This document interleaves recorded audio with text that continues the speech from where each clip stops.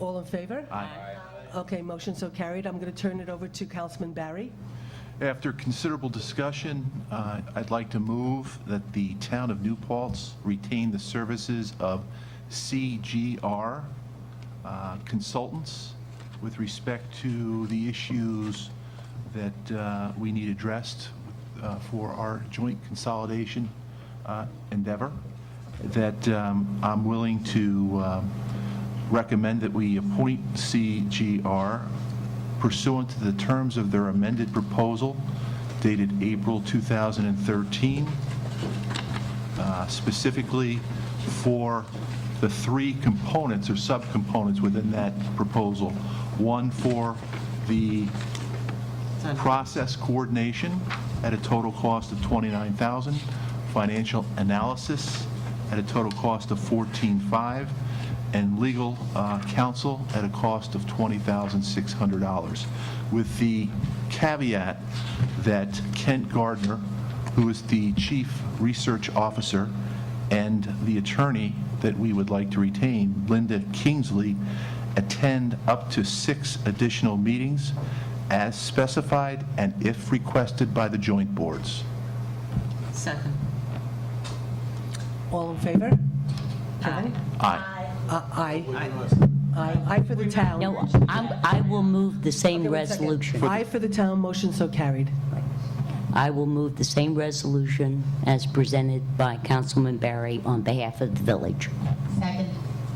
The discussion on that is the total cost. Um, The total cost that Councilman Barry brought up was the total cost for both boards, so that would be half by the town, half by the... That's correct. Thank you for that.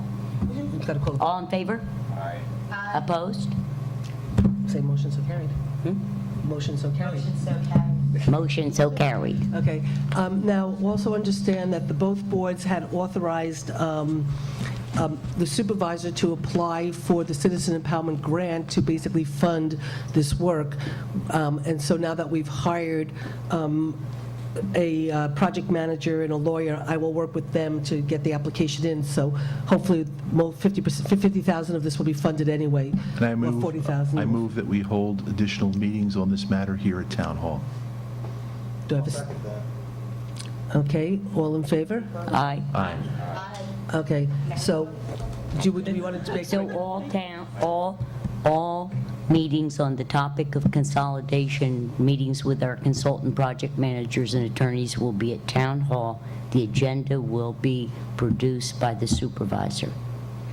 Okay, I'd like a motion by the town first. A motion to, you made the motion. I know, but I I'm going made to the just do it as two motion. separate motions, so the town and village can vote separately. I made So the we have a second motion. for the village? So, okay, so Kitty second for the town, right? Yes. Okay, I've already done that. all in favor from the town? Aye. Aye. Okay, motion so carried. All in favor for the village? Aye. Okay. Motion so carried? Motion so carried? It's carried. It's done. Okay. Any more well, Move to thank you adjourn. very much. I'd like to have a motion to adjourn. So So moved. moved? Okay, Second. all in favor? Aye. Aye. Motion so carried. Congratulations, everybody. Okay. Good job. Here we go. Here we We're on go. our way. Would anybody like copies of the presentation? No? Okay. Rosanna? Okay, this is what we just done. We're gonna go have a cup of coffee. Take one copy. Let me tell you, this is a long haul for us. I know. Now we're doing the good stuff. See me getting impatient, take me and I'll do the same thing. 9:30. I hope so.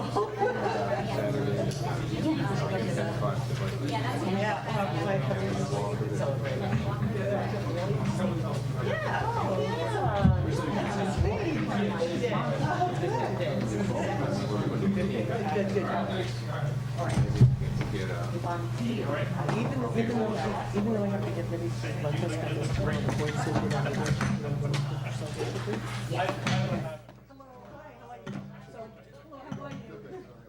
I'm trying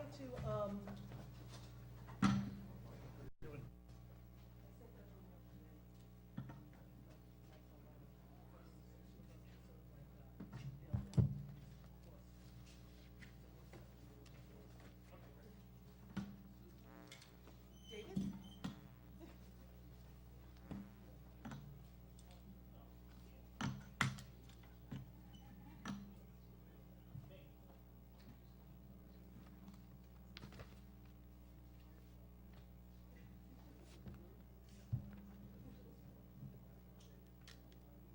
Thank you. Let's see. No, let Lynn sit there. Let Lynn sit there. Yeah. No, Peter. Peter will end up sitting here. Yeah. Yeah. So talking to microphones now? Don't scare yourself.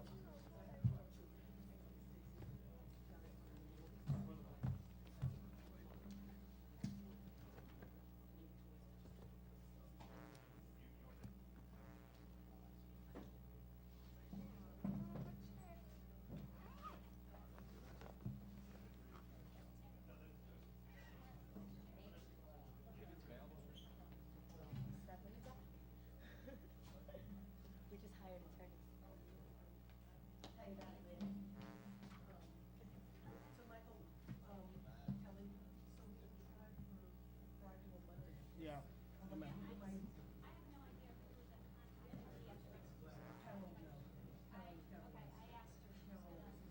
she can look at my calendar, and I'll put up for Friday or Monday.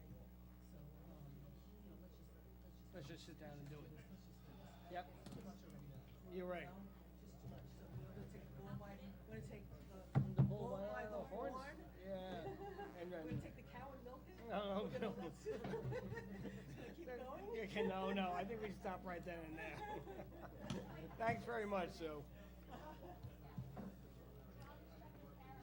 Yes, yeah, and then I just keep going.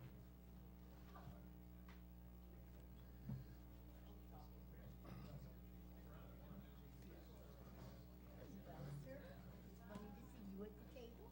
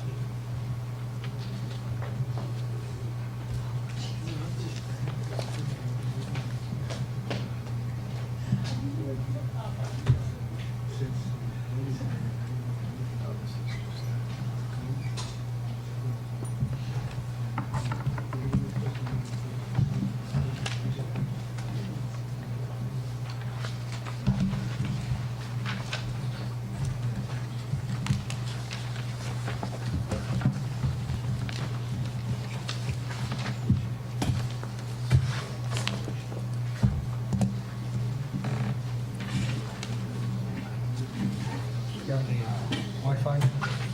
No, of course not. Let's see.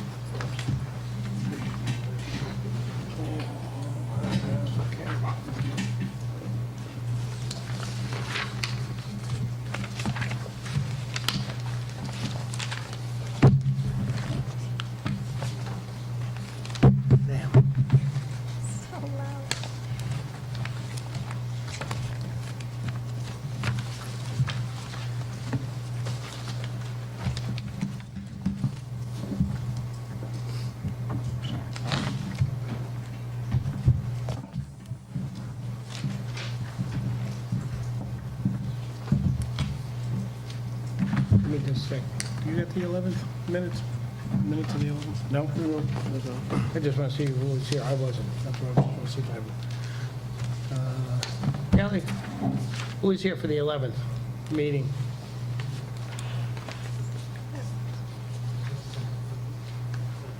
For the 11th? You got to approve approval for the 11th. Oh, no, I'm looking at the wrong calendar. Wrong one. Sorry. Never mind. Too many papers.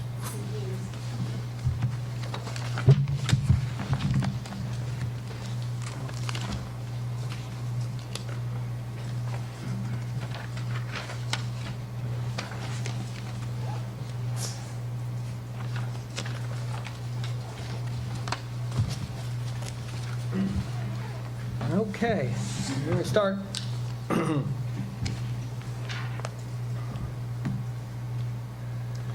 Okay, welcome to Town of New Paltz Planning Board meeting of April 8th, 2013. First up on the meeting is review and approval of the minutes of the March 25th meeting. Do I have a motion for approval? Tim made it, and then, okay. Any comments, questions? All those in favor? Aye. Okay.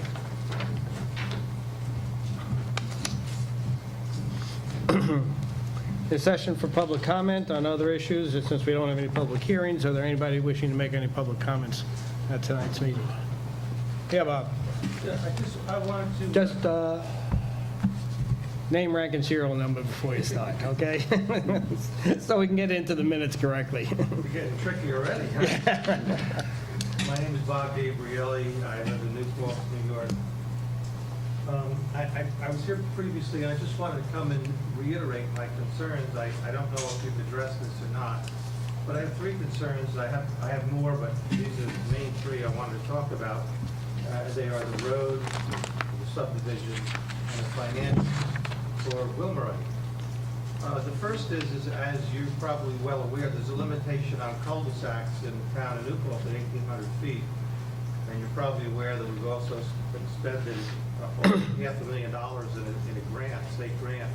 We're trying to find amelioration for traffic problems circumventing the village of New Paltz.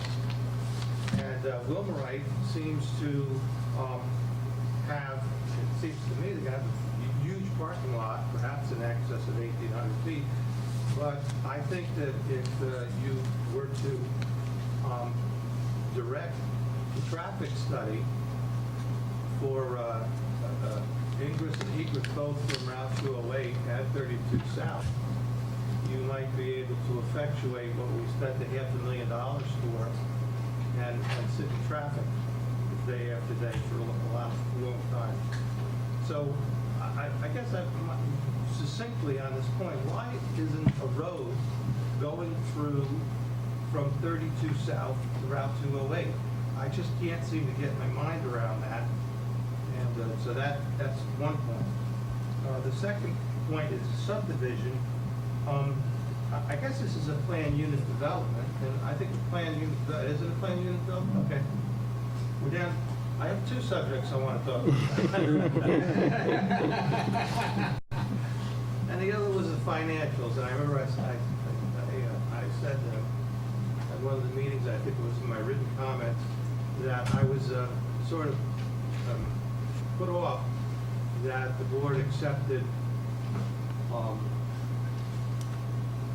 expert advice and didn't seem to have a sort of fiduciary arm's length with the suppliers of those reports. In other words, if you hire people to do financial reports, traffic reports, any kind of reports, wetland reports, and if you hire that person, they have a fiduciary responsibility to disclose everything to you. But if you were to hire me to go out, or I said if I were the applicant, I know I hire my people. They have a fiduciary relationship to me, and I can tell them to scope this or scope it or whatever. So I don't know, but I think there's been some concern with, from me and from a lot of people that we haven't had independent reports that the board is primarily responsible for undertaking.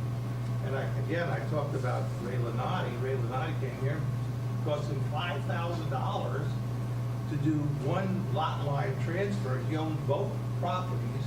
You guys made him hire your attorney, made him hire your engineer, and made him spend a heck of a lot of money to appease you, your sensibilities, and your responsibilities to the town to get the proper information. And now we have this major thing, and you say, go ahead, just give us the reports, we'll read it. I don't think that's really right. I think I'm getting my point across, that I feel very strenuously that any reports not originating from on your dime are not to be relied upon. And I think we should do that. Very unacceptable. Thank you, Bob. Anybody else wishing to make any public comment? What's the planning on it, but Ira Margolis, Village of New Paltz.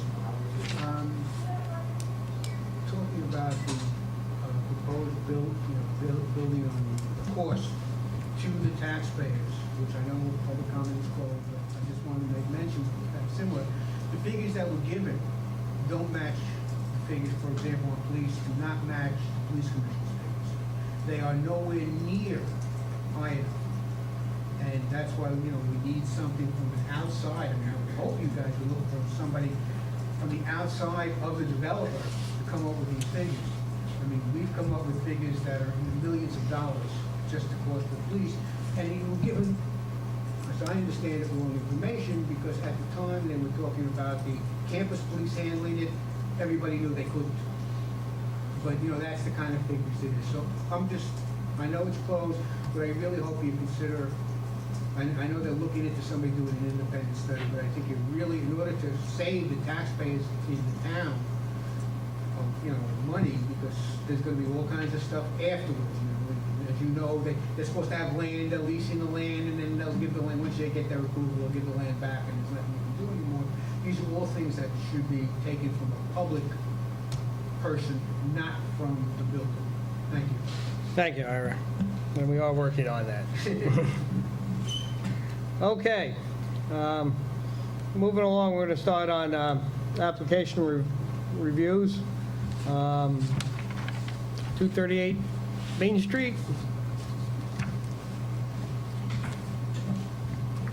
And I wrote one up already on this one. No, I didn't. I wrote up on the wrong one. I'll introduce myself. I'm Rich with Bernard Larios. Make sure she got it correct. No, see, that's all.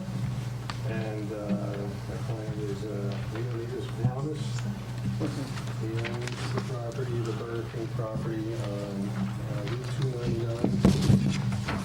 And we came here, I initially submitted a demolition permit to Stacy, which said I had to for site plan approval, which we are undertaking now. And what he wants to do, he has the Burger King property, and on the Burger King property, there's an existing two-story frame building that's been there, I don't know when it was built, probably 30 or 40 or so. And he would like to remove the building. We've had tenants in the past, a bunch of different businesses, as you all know, they come and go, and take and eat, impact on this structure, and would like to take it down and convert that into, I think it's 12 additional parking spaces to coincide with the existing traffic patterns of the parking lot. Right now, when I leave the Burger King, and it's a little hairy sometimes, and I agree with him that the traffic flow doesn't really meld with the site. I had seen some old plans of this, and I guess Burger King was originally constructed. This was the original layout, which was never undertaken, and the property owner just kept running out the building. So what he wants to do is remove the building and take it down in accordance with the building code. Bernard and I also have been involved in a lot of demolition projects in the past. And, what he'll do is take the structure down, fill in the basement, of course, remove the asbestos, take out the oil tanks according to the DEC regulations. If there is any asbestos, we really don't know. And of course, all he's going to pay for all the testing. And Stacy, I believe, would head up all that, Yep. oversight. And then take it 2 blocks down to below the subgrade and fill it in and compact it. Pave and construct another island, curved island, similar to the ones that already exist out there, and paint 12 parking spaces. So fairly straightforward. He's been wanting to do this for a long time. That was the- Had to draw up the plans on it? and to go on and do it.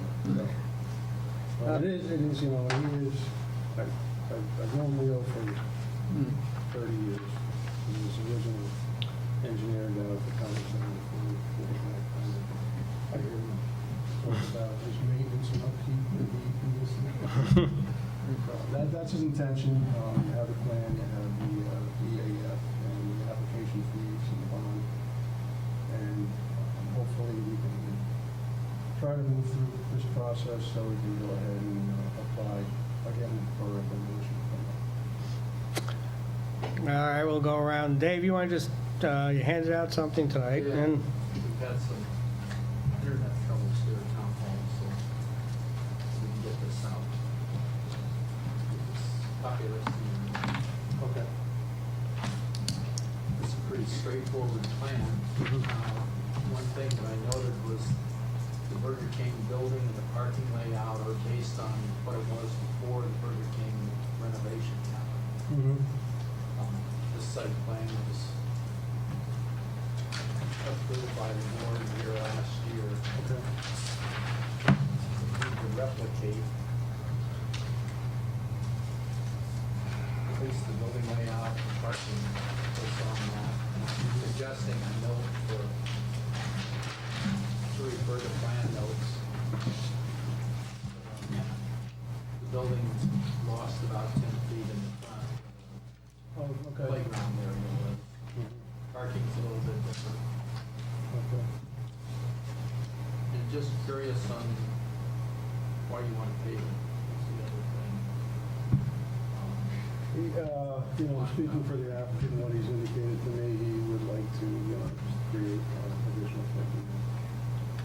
Burger King takes 22 spaces, and it's got 44 there with this addition as well.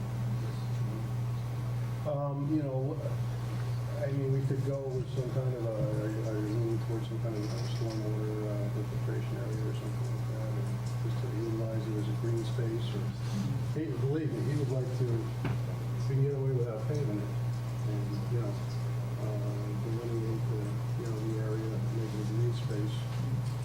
For now, he probably would want to, just. Yeah, well, you speculate on it, I know. Speculating on what he would like to do, but he doesn't have to pave and put curbs in. I believe he would probably be agreeable to that. Maybe some, put a planted area in there, and, with a stormwater out, really for the stormwater treatment.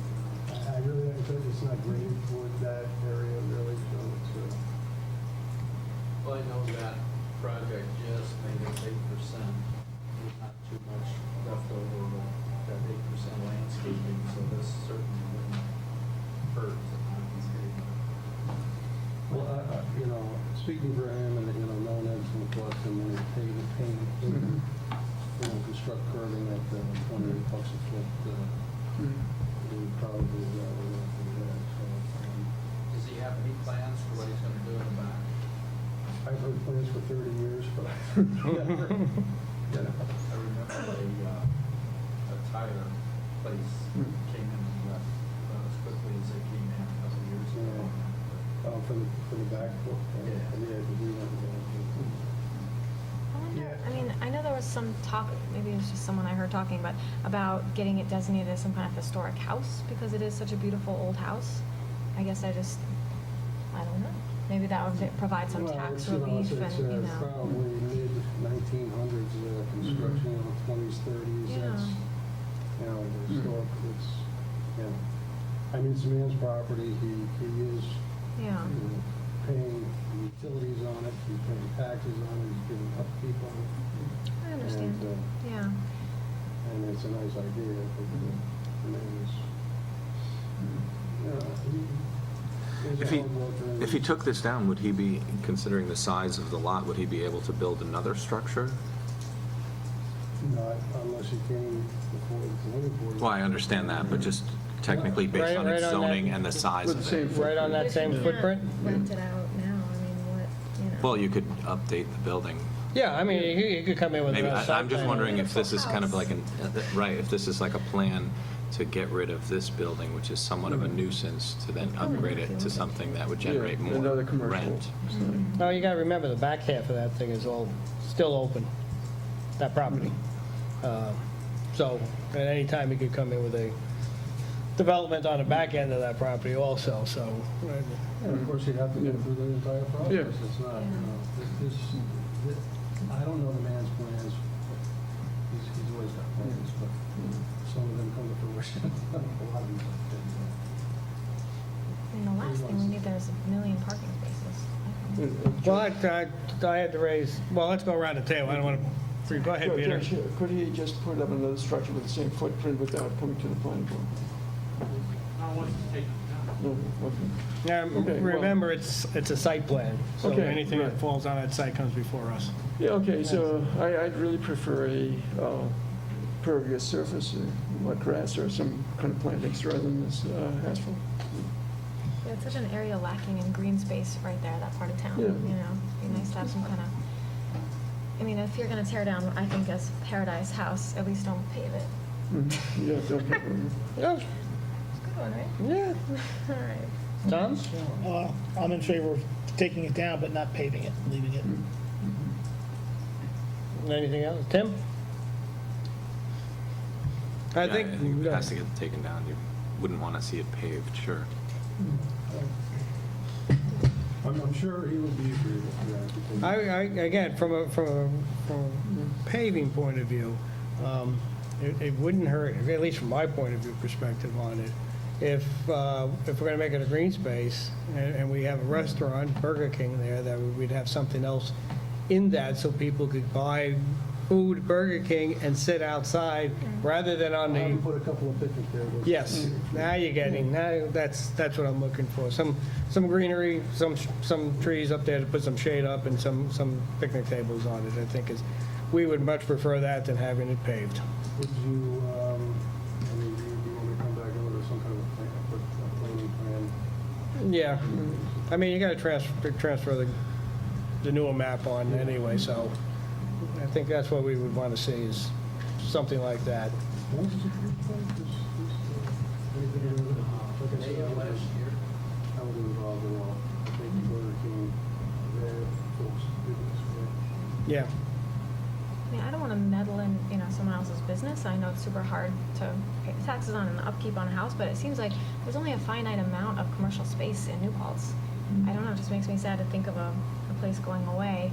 I check, I'm not saying he hasn't tried to rent it out, but I check the residential listings all the time because I'm a weirdo, and I haven't seen it like advertised or anything. So I just wonder, like, maybe there's a creative solution that could make money and not have to tear down this great house that looks really lovely in the middle of town. Yeah. But obviously, it's his choice. I can say he's been a landlord for many years, I've been a landlord for many years, and I tell you what, I'm a landlord. Yeah. I know a ton of businesses looking for places in New Paltz. I don't know, but all right. Yeah, I mean, I can certainly comment that I transfer that to this coming up in this week. yeah. And, which is going to be far less expensive than paving the curb. Maybe just even I a, think he's agreeable to it. well, that's what, you know, the consensus of the board is, because the first time I looked at it and said, why are we paving this? We don't need the spaces. About the only thing I would need is some striping that goes from Burger King across the grassy area. Yes? If the applicant is willing to pave it and provide some minimal landscaping, are you willing to consider authorizing the chairman and engineer to review it and send it to the county? Because that would facilitate the review. We'll go to county, still has to come back to us for approval.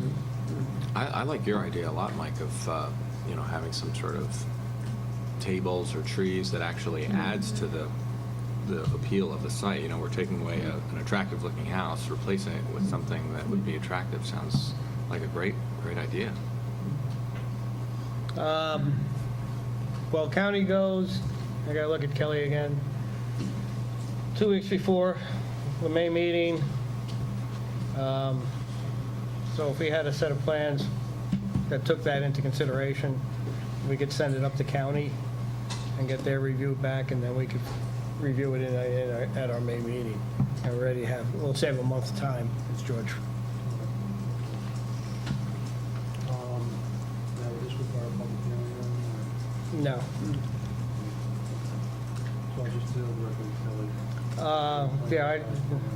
Yeah, I think Dave and I want to see it so we can send it up there. So Kelly could give you the date that we got to send it by. And then if it gets in by then, I'd like to ask the board for a motion to send it to county based on our discussion of going with a green space and tables and landscaping for that site. I'll make a motion. Second. Thank you. Any further discussion on it? So we'll send it up to county if you get it into us in time for that. And then in May, when it comes back from county, we'll get a chance to finalize, see if the county has any comments on it and go for site plan at that time. Okay, Okay. got it all. Was this under 4,000? Like Columbo said, one more thing. Yeah, Seeker yeah, I'm going. points out that seeker is required or preferred when it's sent to county. This would be unlisted, definition of a space and structure. Does it have the square footage necessary to be a seeker? Not structure. Yeah, it's not clear, so if you treat it as unlisted, make a determination. I think based it on the information you have, do a negative declaration. Yeah. Okay, I need a form. The form. See.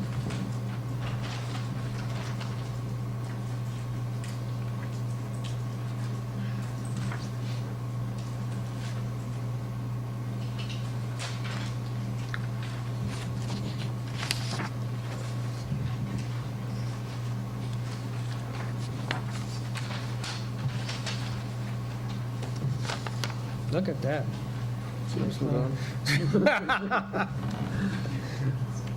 Look at that, you can read them off. Does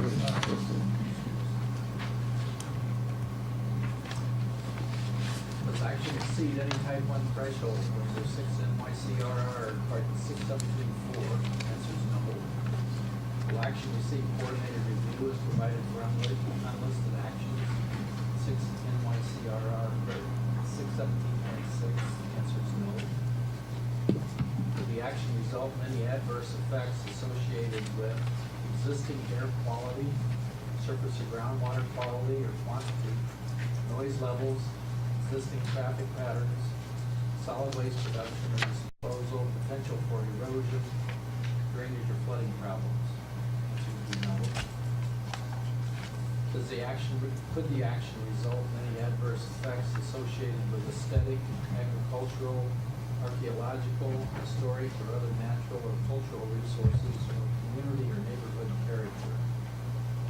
There is a response here that upon removal of the building, the area will be graded and paved, striped paved, to conform to the surrounding parking area. Structure is not historical in nature. Based on, it's not a listed structure, certainly I'd say the answer would be no to that. Could the action result in any adverse effect associated with vegetation or fauna, fish, shellfish, or wildlife species, significant habitats or threatened or endangered species? The answer would be no to that. Could the action result in any adverse effects associated with the community's existing plans or goals as officially adopted, or changing the use or intensity of use of the natural resources? The answer would be no. Could the action result in any adverse effects associated with growth, subsequent development, or related activities likely to be reduced by the proposed action? The answer is no. Could the action result in any adverse effects associated with long-term, short-term, cumulative, or other effects not identified in the above? The answer is no. Could the action result in any adverse effects associated with other impacts, including changes in the use of either quality or quantity or type of energy? The answer would be no. Will the project have an impact on the environmental characteristics caused by the establishment of a critical environmental area? There's no critical environmental area here, so the answer would be no. Is there likely to be controversy related to potential adverse environmental impacts? This appear to be, so the answer would be no. Based on this, the board may want to consider a negative declaration of significance. Have a motion? So move. Is there a second? Any further discussion? All those in favor? Yeah. Aye. Okay.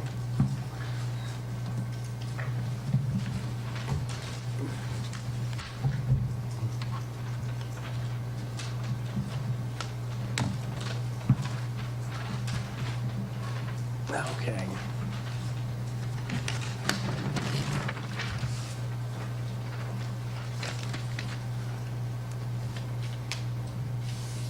You just mail it. Sure, I'll be done tomorrow. I'll drop those two items.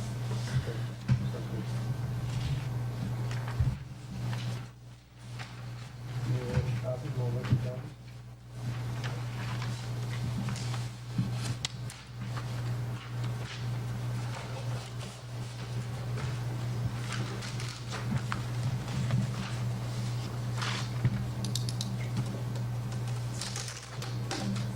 Thank you for your time. Okay.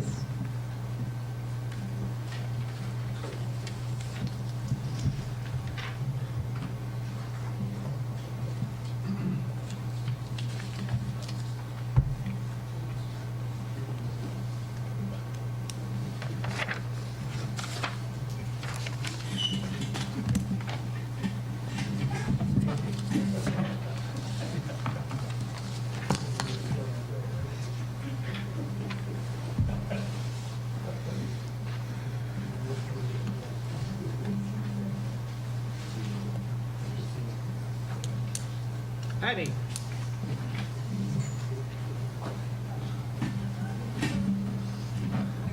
Alamus's other piece of property. Leo's night.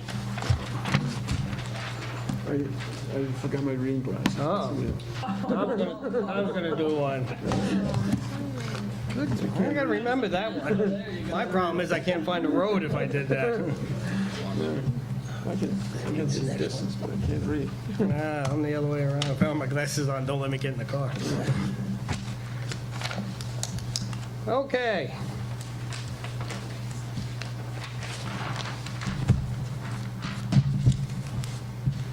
Let's see, we last appeared before the board in February. At that point in time, we had asked for a waiver of the road width.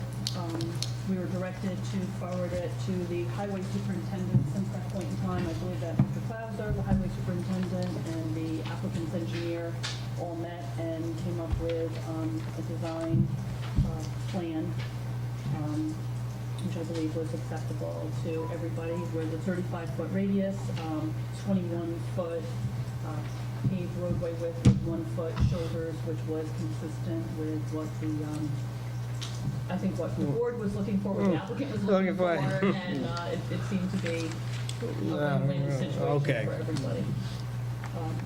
Some other changes that we made to the map were, there's an oak tree that needs to be removed because it will be in the location of the roadway.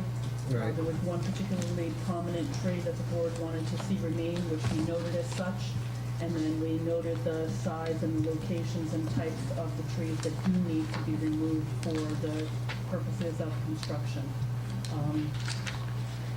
I have not heard back yet from Central Hudson with regard to relocating the pole. Typically, I mean, they never have a problem relocating the pole. It's a matter of where the guys have to be set and- Right. and just making sure that structurally it's going to work for them. So the relocation of that pole continues to be a part of the plan.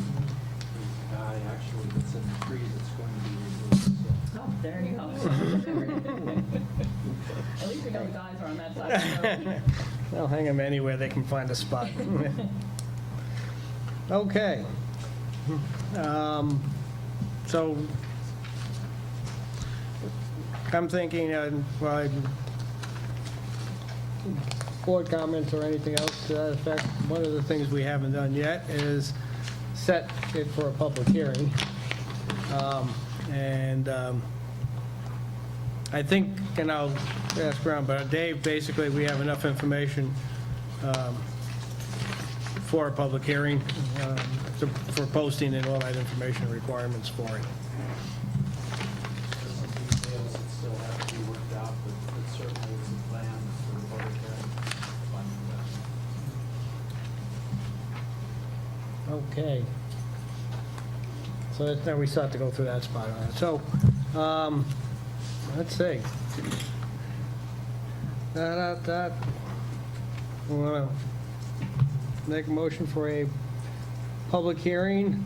We have enough time to do it now and 10 posting day, what is it, 10? 10 days prior to the next meeting. Be in the paper next Wednesday, Yeah, that 10 days till the next Monday. Yeah. that'd be Wednesday, Thursday, Friday, yeah. Want to do that? Sure. Motion for a public hearing of Alamis lot subdivision. For April 22nd. I'm watching her count, she's in deep thought. Today's the 8th, 9th, if I got it in tomorrow. What's the town newspaper? Naples Times. Yeah, New Paltz Times, it would go in, yeah, you would have to get it in tomorrow. Yeah. And I think we can if we do it before noon time, right? Yeah, if we get it in before noon tomorrow. All right. Then we would have enough time for the April 22nd meeting, for the public hearing on it. So you made a motion, Augusta? Yes, I'll make a motion. Second for that public hearing? I'll second. Thank you, Tom. Any further discussion? All those in favor? Okay. Does the board have any other, that just came out, that's why I'm just kind of hesitant to have a discussion with the board on the changes on it, but we'll, Pretty straightforward. I think I reviewed the comment letter from the last road width exemption, type of trees that will be removed, type of driveway to your cul-de-sac, road design forward to highway superintendent, drainage design forwarded, Central Hudson electrical approval and fire department approval. So we've, I think, handled all of the, I haven't seen the drainage yet. oh, they haven't given you the drainage yet? that was, yeah, one of the little things that, We need some erosion and sediment control information. We're also, I think, we're looking for waiver requests. I had submitted them, just like it done at the public hearing or prior to that? yeah.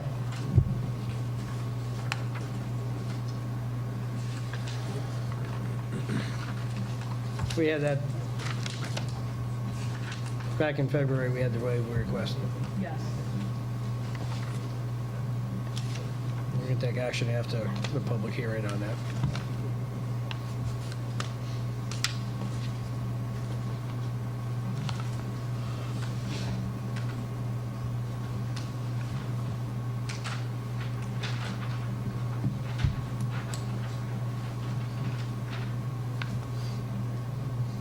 there anything else?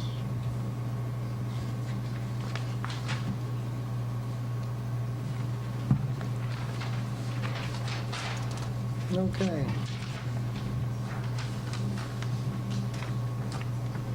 You signed, so we have to know who to blame when the handwriting analysis comes through.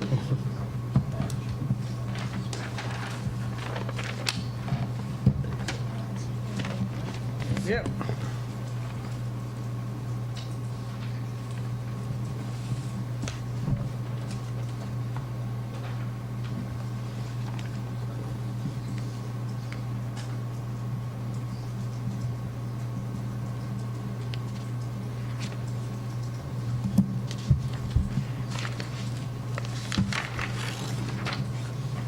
Okay. Yeah. Thank you very much. Thanks, Peg. See you in 2 weeks. See you in 2 weeks.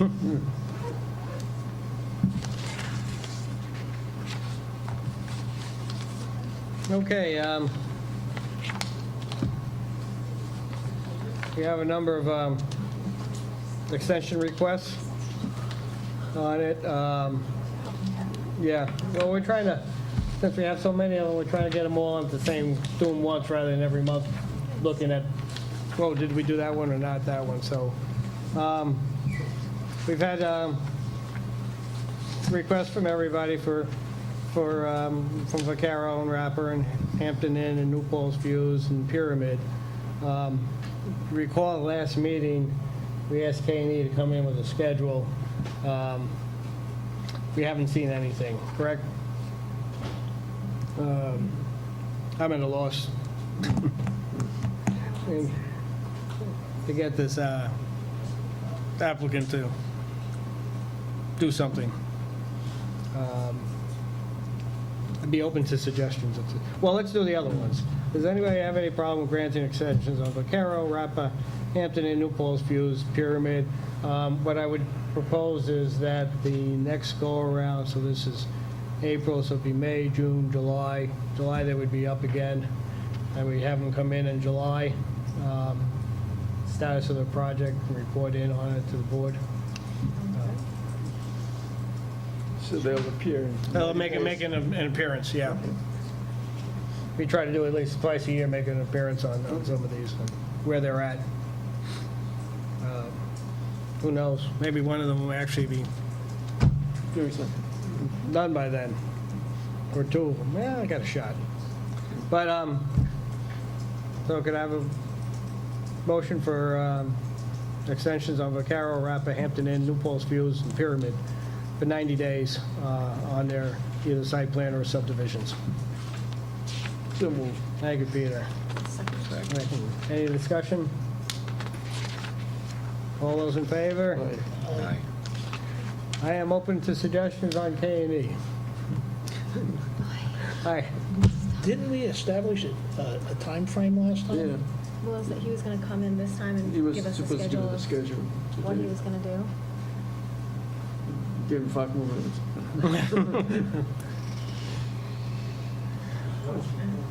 He's watching it at home, he's got a pretty long drive to get it back up here, so I don't think that's gonna happen.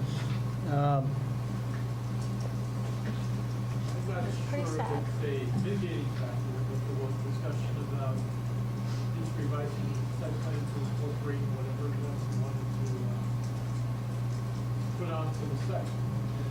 And perhaps it's not supposed to be important, I'm not sure. We don't know.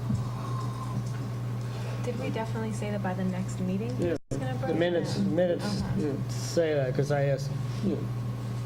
Kelly that, And this is but we big. did make a motion, he'd come back in 2 weeks, and he was agreeable to that. He'd come back 2 weeks with a schedule of what he was going to do and when he was going to do it.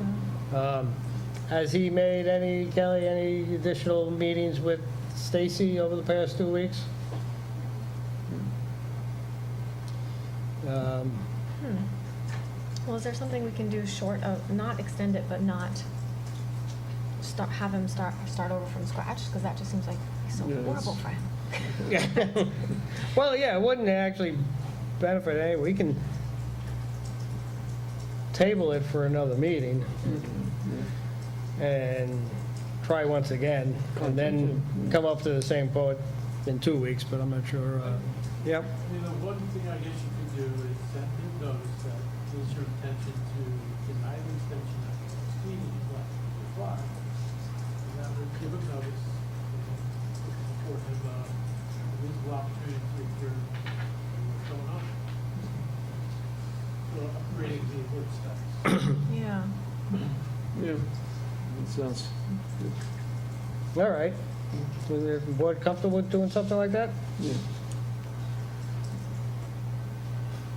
I just think I guess I just think it'd be so, as a small business owner, having to go through all that work again if he doesn't come in by the next meeting, but he's had so many chances. Yeah, really. So, you know. Well, what it's can we one do? side or the other. I agree with you that I Yeah. didn't want to really do it for a local business, going through all that, but But, I mean, gotta show some effort. He's got to respond at some point. Yeah. If the only change, if it was just a question of extending it, you'd probably not, extending something which would otherwise be approved again if it came in with the same set of plans and no change in the site plan law or other zoning requirements is, there's really not much point to that. In this case, there are existing structures which are not shown on the approved site plan, which he does apparently wish to retain. There is an issue regarding whether the building inspector needs to proceed with enforcement proceedings or not. So it's in everyone's best interest for him to come back. But there is also a reason why you might not choose to extend it the way you would otherwise. So it's unique circumstances with them. Not necessarily good circumstances, but we will draft up a letter to send to him, requesting his attendance at the April 22nd meeting, or else the board is not be able, the board is not in favor of giving him an extension because of his lack of response to the board's requests. And we'll send that out. We'll see where we go from there on the 22nd. Okay? All right.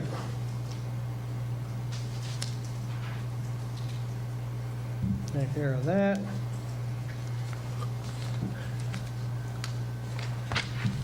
The only ones left.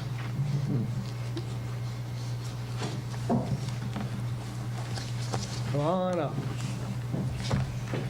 Lynn, okay. That I'm replacing somebody. Replacing nothing.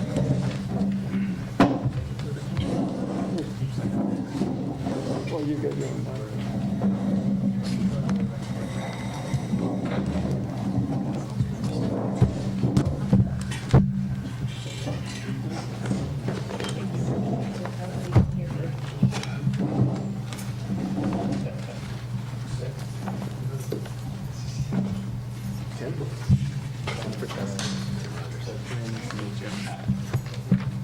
Tom? Tim Protesky, very nice to meet you. Hi, how are you? I'm with Esther. Hi, Tim Protesky, very nice to meet you.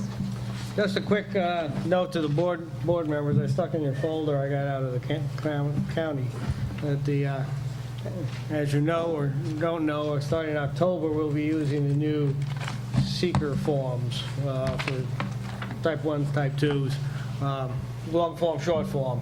There is a workbook out on the website DC put up.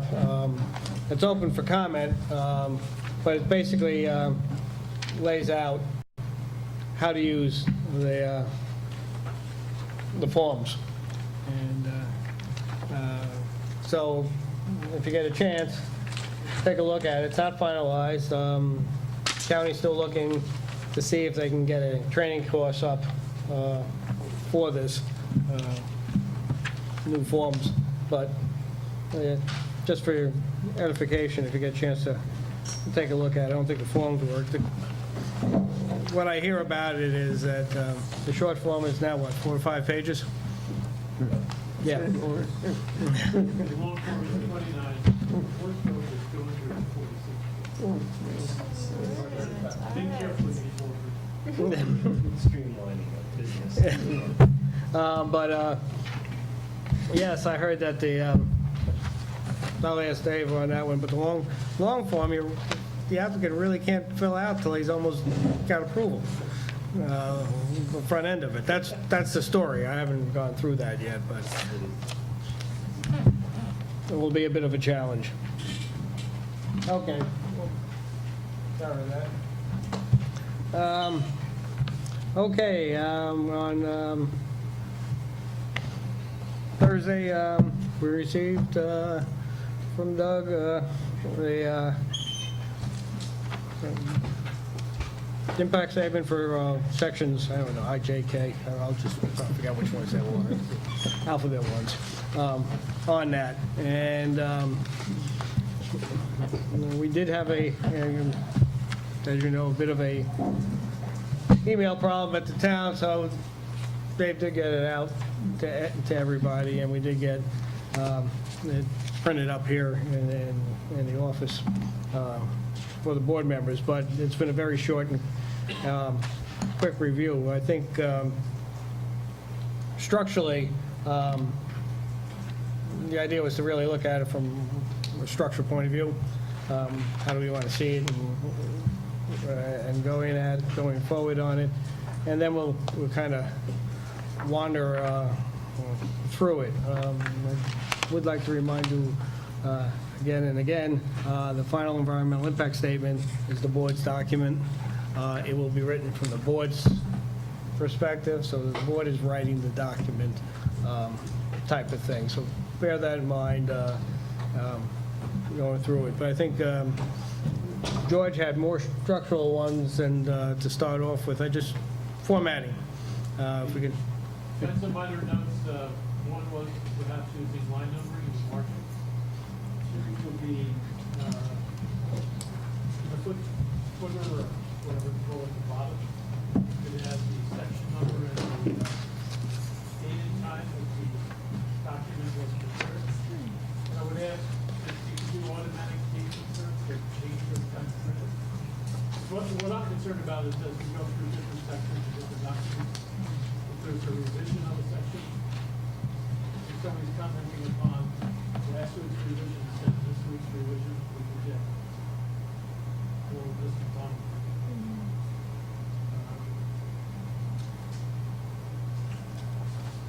Maybe a couple of other things.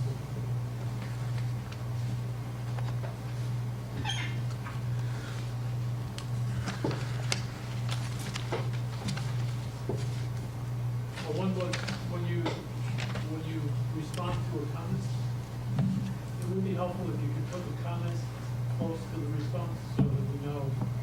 Some comments are general comments, some are specific. And if the response to a specific comment could be tied in to the response. So, for example, if there's a sentence that refers to comment 38, it will tell us that that's the response to that particular comment.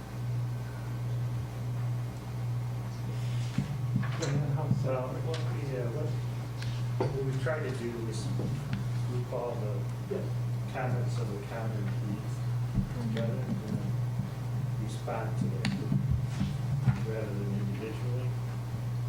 For all sections except the miscellaneous sections, those were ones where we particularly find a common theme, so we responded to those individually. So the idea was, rather than have 1,500 common responses type of thing, but we're trying to group the categories together. And I do understand that there's quite a few questions within the grouping of comments. The comments, I think that's an excellent format. Most of the comments are general themes. On occasion, there is, at least on occasion, are specific questions. What is the effect of this particular thing? And points in the text, usually there's a response. Sometimes there isn't. So I think it's really a judgment call. But if there's a specific comment about a specific thing, you can tie them together. It will be helpful for the commenter and for the board to have that. Yeah, we did try to respond to within the body. I think the categorization of it was, that's the critical part, was getting the groups together in the right section and, you know, obviously the correlation back to the exact number or the comment where it came from. I guess I'm not sure where would you put that in the response section, basically restating one of the comments? You can literally put you have the comment numbers, but that's the text. So what's a specific comment or a specific answer with your response? Okay. That's what I would tag that at the end of that sentence. So in a sense, just reference, you know, ENCB has been 38? Yeah, literally the above comment. Okay. So comment number 35 above. We put 35. Well, whatever you use, are you already to identify, just restate that after, you know, Right, I think we put the number. Just to emphasize, Okay. each particular response. So this identifier, we would put. That's what Yeah. That makes sense. Okay. It just, and again, it's going to be a judgment call on whether that was a specific comment they made or a general one that was covered by, you know, if they asked it and you wrote a whole paragraph down on it, so that's probably not, but if it's, I think that will add a lot in terms of having this identifier, you know, identifying the actual question and putting it within the response. But I was also hoping for, and I do, I like the way the questions are categorized. I think it actually provides for an interesting narrative in terms of understanding the nature of different types of questions. But what I would like to see in terms of the response section is if you could, at the top, say whether this was referenced or not in the DEIS, because some things obviously were and some things were not. It's like a new question altogether. And then you could have the next bit be, you know, the quote from the DEIS, which references it, and then the third part would actually be your response. And then if we could have that uniform approach for every single question, so like every time we look at a section, we know what to look at right away. We could see whether it was in the DIS, what the quote is from the DIS, and then what is your response. We have included many quotes from the DEIS. No, you absolutely have, but the challenge with doing it this way is there's no uniform pattern as to how you've done it. It's like sometimes you reference the DEIS right in the beginning, sometimes you reference it 2 sentences into it. I would just like to see, like, You know, the times it's a brand new question, it's not in the DIS. right, and if it's a brand new question, you say not in, you know, not in the Not DIS. a DIS, or not, oh, it's just in the DIS. There really shouldn't be a reference then if it's just a response to a new question that wasn't in the DIS. That might be fine, but just as long as it's really clear as to what the DIS was responding or addressing and whether you addressed it. Just to reinforce the point, the secret regs do say that all revisions and supplements to the draft EIS must be specifically indicated and identified as such in the final EIS. So that would hold it. So just from a formatting standpoint, like here, it even says it's within the appendix B of DEIS here. You're just saying, I would just like to see it right at the Section 6. beginning, so well, I guess, like before, that's what I'm saying. like Right every before- response currently has a different feel to it. It's like sometimes the DIS is mentioned in the first sentence, sometimes it's mentioned a bit further down. so if you, let me see if I can understand it. And, for instance, section F, where we got invasive Yeah, species. that's where I'm at. Page 21. Yeah, if we just, what you would see is an opening in response, going back to what invasive species, where it was in the DEIS, or quote of that, before you trigger into the total Jim, response. you're not saying to restate it in here, you're saying reference, Yeah. reference to the pin, yeah, don't restate. No, Right. not restate the whole DEIS, but maybe a key sentence from the DEIS, which is what you did, but I just want it to be right up front. So then you can like clearly then go back to the DIS if you need to. Yeah, exactly. what we're saying Sections, is- right. Go ahead. If it's a brand new topic, so it's come up with the FEIS, that has not been in the DEIS, then we should probably state that as well. Yeah, I that's what I asked for. If it is something you need from the DEIS, you're looking for the reference to that, plus a summary type. Yeah, even the first thing should be like page or section of the DIS, so you know right away, this is referenced in the DIS. Just so, like every time you jump to a section. No, No. we just want So to, we can find Section page reference. yeah. It's just a form, it's The just a opening format, statement or- style, that's all it Let's just come is. up with a statement similar to how we did the non-scope type thing, the reference, DIS reference, section, page, whatever.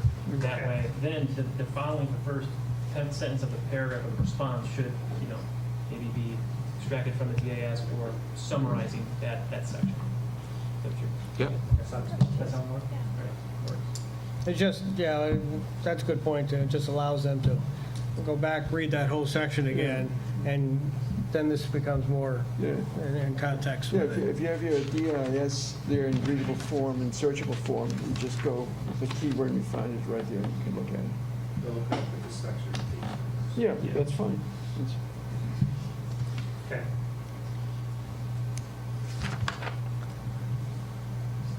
Okay, formatting wise, any other, Well, I found a couple of places where it referred to an appendix of the FEIS. And this is a little bit of the FEIS, which is in process. How can we even look at an appendix of something that we don't have yet?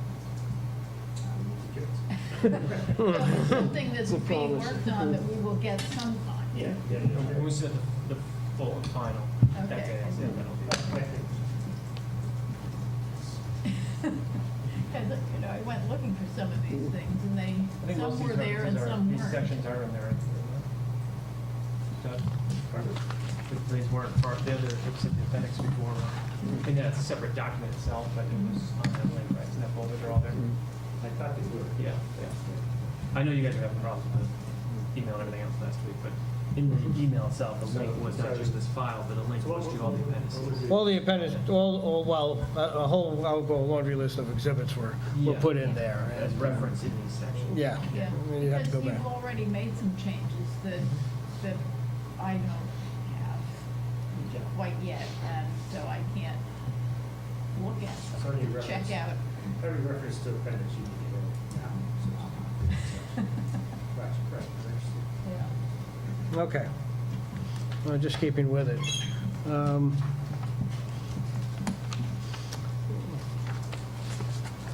And two things that, and One more thing. go ahead, Peter. LaCrusta made the point by email, and there's, I also found that the copy I had was just an image form. It was not a text form, so it wasn't searchable. Are you gonna? Yeah, Well, we found the new one. Well, somebody Might be on top of whined things here. about it and immediately got a searchable one. Oh, you did? Okay, I Oh, didn't see I, that. I didn't think only I got it. I Oh, you assumed got a everyone did. searchable. Okay. It was resent out. Okay. Hey, whining works. Well, and I sat down at midnight last night to do my reading. Oh, did you? Oh. Sorry. No. No, so yes, it's not a searchable one, and and we'll have to keep on that one just going forward on it. One of the things, or two of the things, especially in the areas that we covered here on it, is working with our traffic consultant, because I want him to review this, because again, it's our document on it. So to that extent, that section, It really didn't change much, has it? no, but I want his imprimatur on it. Yeah, no, yeah, absolutely. I think he's seen it. We did respond to his comments directly, but what you're saying is have him review this section as well. I want him to be able to say, yep, I did it. And that was the easy one. And you know the other one.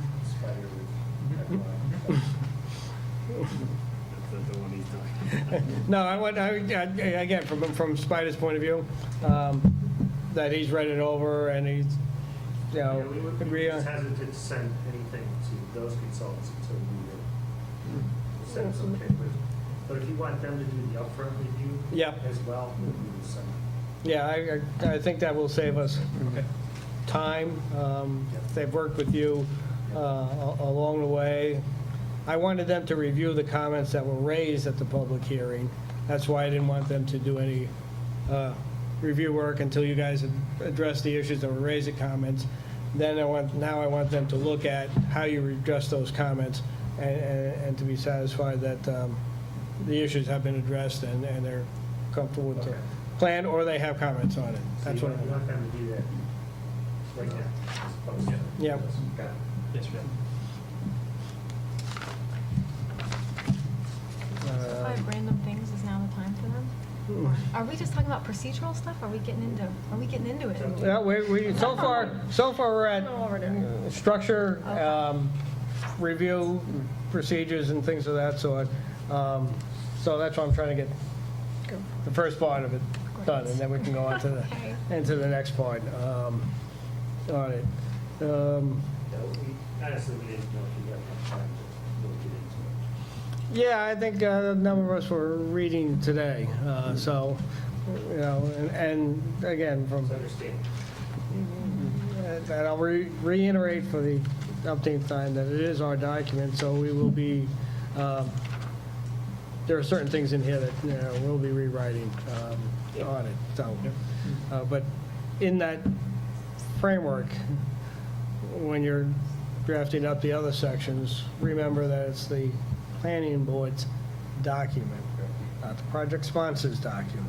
The project sponsor may input information into it, but it's the planning board's document. Now, are you looking for George and Reeves in the same time? They'll be, chugging right along with us, so yeah. On it. Okay.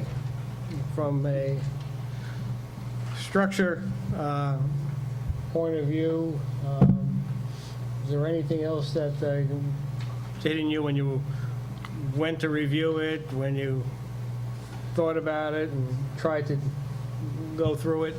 That's I have a structure question, but it also kind of feels a little related to substance too. And it's, if you go to page 27, miscellaneous E.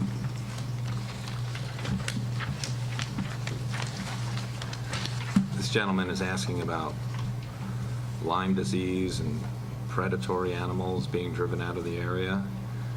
And the response references the DEIS, and it says the DEIS concludes.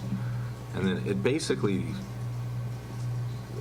I mean, it almost feels like, well, the DEIS says that there won't be a significant shift in predatory animals, therefore there won't be. Like, it doesn't actually feel like it answers a question. So I just wonder, how do we handle stuff like that? Or if there's actually something in the DEIS, maybe that's just missing, where you actually did a study and you're referencing page 23, and you know, some animal expert said that there were absolutely, you know, very few, if any, significant predatory animals. It kind of goes back to what we were originally talking about in terms of maybe taking an excerpt from the DEIS without cutting and pasting the entire thing back in there.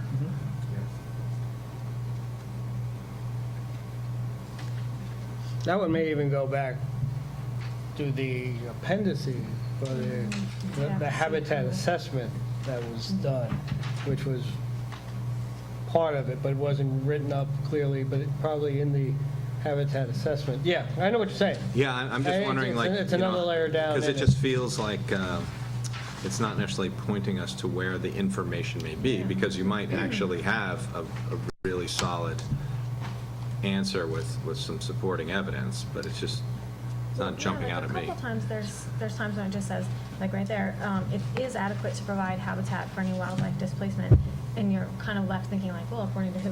You know, Right. and it'd be nice if there was, I know it's in the appendices or in everywhere, you know.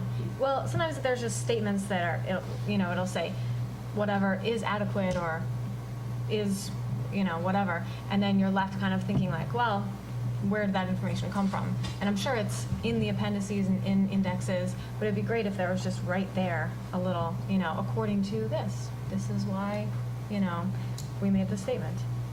just to kind of, where the information came from that led to this. Because otherwise, it's just kind of a disembodied voice saying that.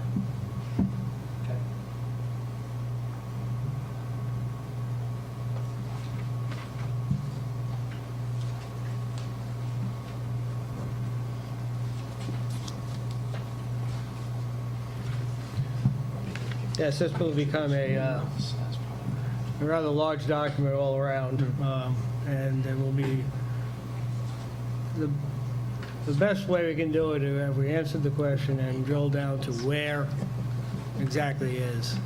DEIS summarized a lot of the reports that were in there.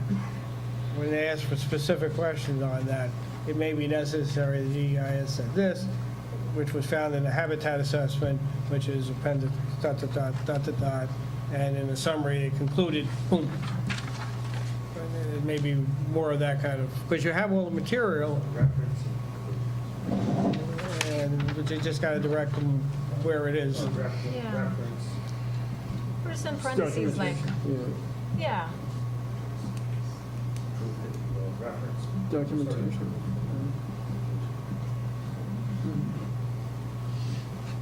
I think in some places, I mean, the studies are there, it doesn't say that the questions raised necessarily reviewed all the studies that were included in the report.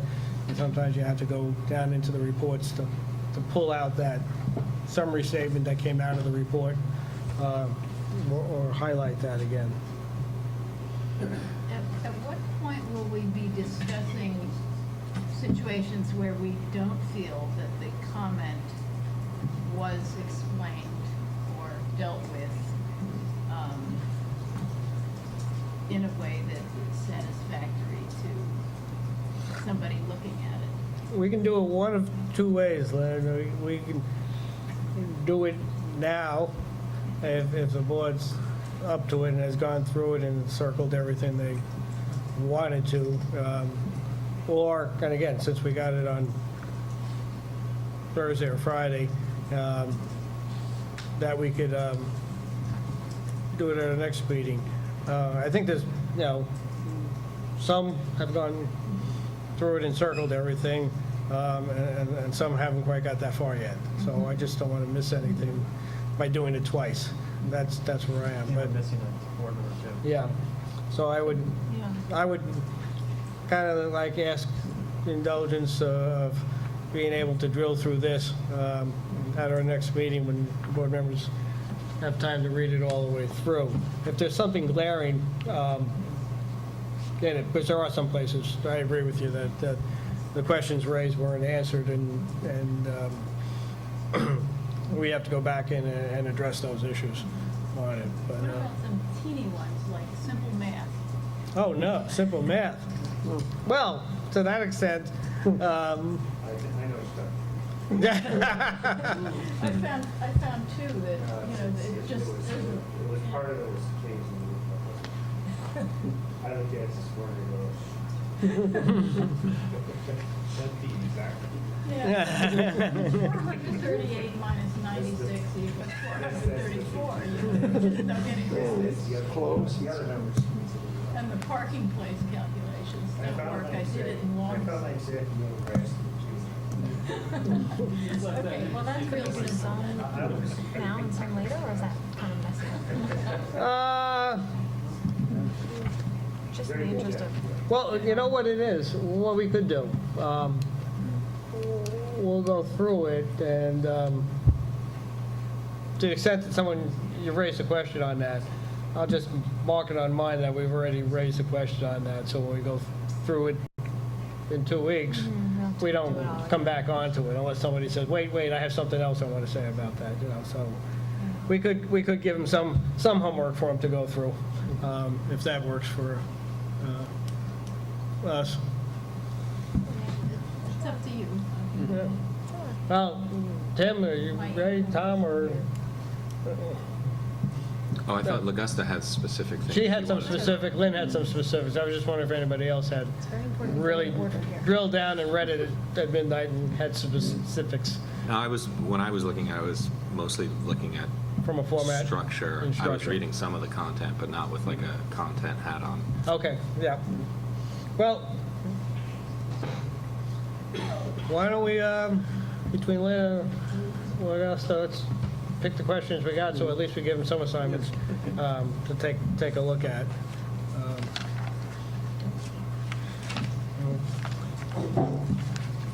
And I can do it, I mean, it's not that many pages,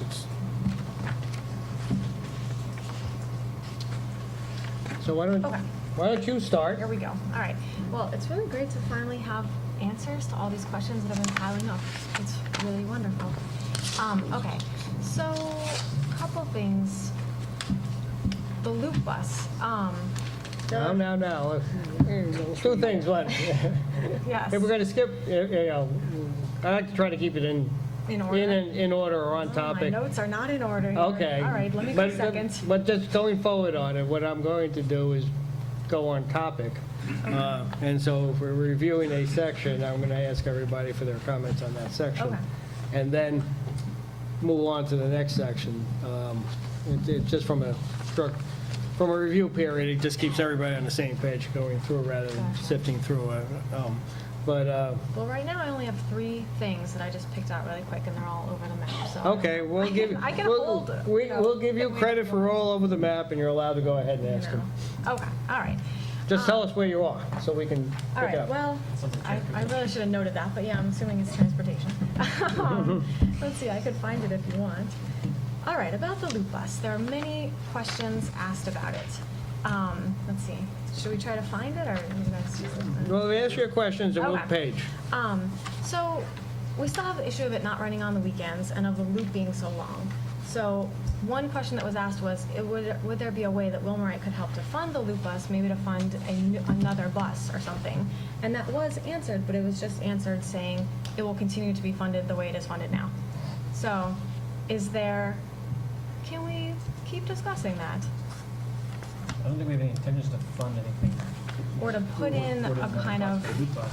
But we've had conversations with, again, I think this is documented here, that we have met with UCAT, we've met with and spoken with the chair of the transportation committee locally, and they are studying ongoing studies to upgrade service, because there is no, I think that's the biggest request, because the biggest ridership are the students, they're here on the weekends, and they don't have reliable, public transportation, so there's been an outcry for that. Yeah.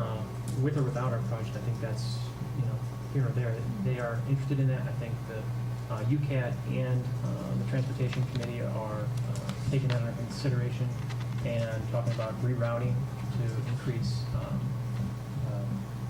accuracy on times or whatever. Maybe I know they're trying to keep to a half an hour or something like that. yeah, I think it's just stretched So they've been thin. discussing eliminating some stops to try to build some efficiency, but that's up to them, and we have no control over that. So I know they are meeting, I think a couple of weeks here this month, actually, with UCAT to discuss removing stops and adding a weekend service as well.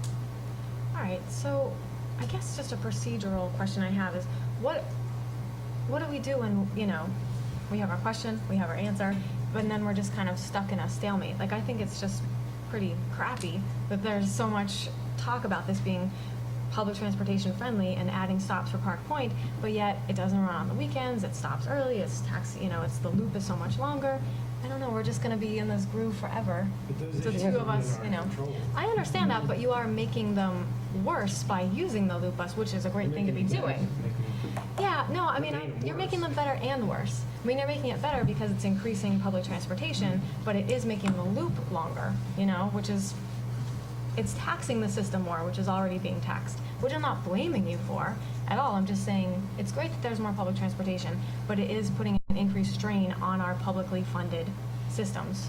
So, that's my take. Well, I think one of the things we could probably get in sight is the review that the committee's generating minutes and looking at. There may be something in the minutes that will give you some indication of what steps they're taking for that. Okay, If so it's a we'll committee wait and meeting, they see should be able to about get minutes that. of the. So, of Mike, the you meeting. feel that the project makes UCAT stronger because it's just adding riders, adding revenue? That's the way you're looking at it? I think it makes, I personally think it makes UCAT stronger. I also think that it makes the connection with the college that everybody wanted to see happen. I Yeah. also think that a tremendous amount of time has gone into making the loop work well from a safety standpoint. I mean, Tom George can talk about it much better than I can, I think. Right, Tom? Yeah, I think the UCAT themselves, those people, the operational head there, the director, the county planner, Gale Gallery, have all had student association, the college themselves. I've had meetings with every single one of those people, and I think they've all said they strongly support this. I think it's a great Well, no, I'm not opportunity to saying we increase don't ridership support it, and, definitely. that they only see a benefit to it, benefit by adding stock here, but that's, I mean, that's for them to finally decide. But I think the question about the additional time that this project will add to the loop will potentially make it less desirable for users to use it. Because there's basically two loops now. Like one is like 20-something minutes, you add 5 minutes to that, and then the other one is like 30-something minutes, and it becomes like over 40 minutes. So there is a threat where riders would be less interested in using loops that take more than 40 minutes for a bus to show up. Well, that's why I was getting back to the committee. Yeah. And I've also spoken to, the people who started UCAT and, who are very involved in it. And, this is not like stuff we're making up. This is what people in the community are talking about. I'm not suggesting, I've heard that many times, we've heard it in all the public comments, but, it's not something that we control, I guess. The ridership itself, the route itself is dictated by ridership. I know they're analyzing data as where people are riding and making decisions based upon where people are actually using the bus. And I think they will adjust that. Obviously, they have considered, and I think they'd like to provide service to here. After, at which point they'll say, no one's riding it at Park Point, so let's move it. No one's riding it up at here for the BOCES stop, so let's change it. No one's riding it, over here. So, I can't predict, how good or bad adding a stop will be until it happens and they determine, whether or not they want to continue to provide service here. Could I ask a question though about I'm looking at the sentence at the very top of page 40. A bus loop has been authorized by UCAT that will circulate. Does that actually happen? Yeah.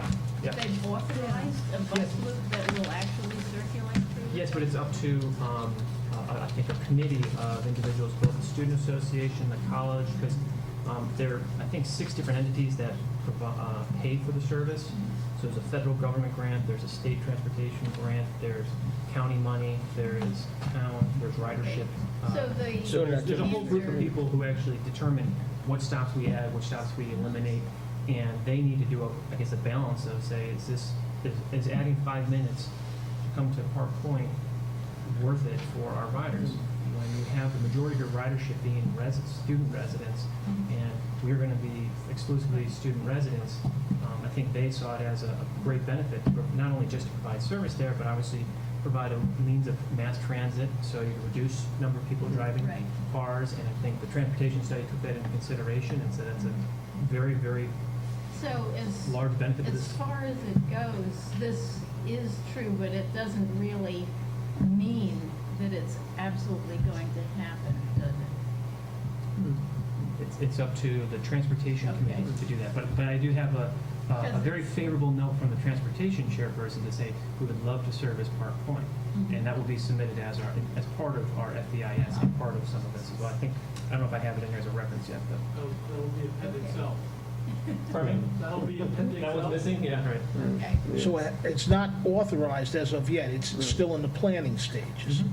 Okay, so the way it's stated there, it says The authorized. statement really makes it. Well, it's seem like authorized by UCAT, written I'm in sorry, to be stone. clear, it is absolutely authorized by UCAT. That Appendix L is the letter from Bob DeBella saying, we authorize UCAT, and we think it's a great benefit. However, in his statement, he says that we recognize that it's up to the Transportation Committee to make the final decision on that.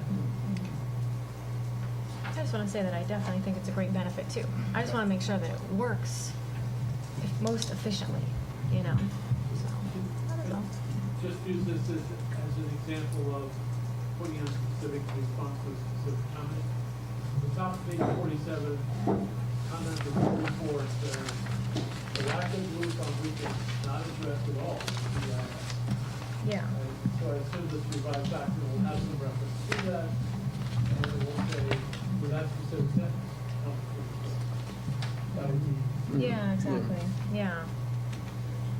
See, it's here it's saying, it's going to be conceptually reviewed, and the other one says authorized. Yeah, that isn't really addressed. See, Tom, on page 40, where when I read authorized, I assume it's been approved, it's going to happen, and it's a done deal if you build your project. And then on page 47, you're going to, it's a proposed. So you have, Mm-hmm, a proposed bus stop. So, yeah, our proposed bus stop. Okay, a so literal bus stop. our bus stop is proposed, yeah, I mean, it's not built yet, so the whole thing is proposed, I guess I'm not. But you mean the conceptually reviewed, supported by UCAT, you just want that language to be the same as here it's authorized by UCAT, or vice versa. because as I'm reading this, there's still a chance if you build your project that they may not approve this loop. Not any fault due to you people, but it may change their mind. Okay, we'll change the language to be. Right. But I think Mike's earlier comment that it definitely makes sense that a concentrated pocket of demand who would use this bus system seems like it could be helpful for UCAT. So, but I think we just need to balance that with other folks who've been concerned with the idea of adding time to the loop might alienate some of the existing riders. That's all. Yeah, I think the one thing we ought to realize is there's a chicken and egg situation that goes out with this. The planning board hasn't approved anything. Right. And we're out there asking agencies to make commitments on something that hasn't been approved, and they really can't do that. They can discuss it, they can indicate their willingness to participate, and. Right, that's why the language is funny until we have a project, sure. I don't know if CAB would be willing to sort of vote on this, like,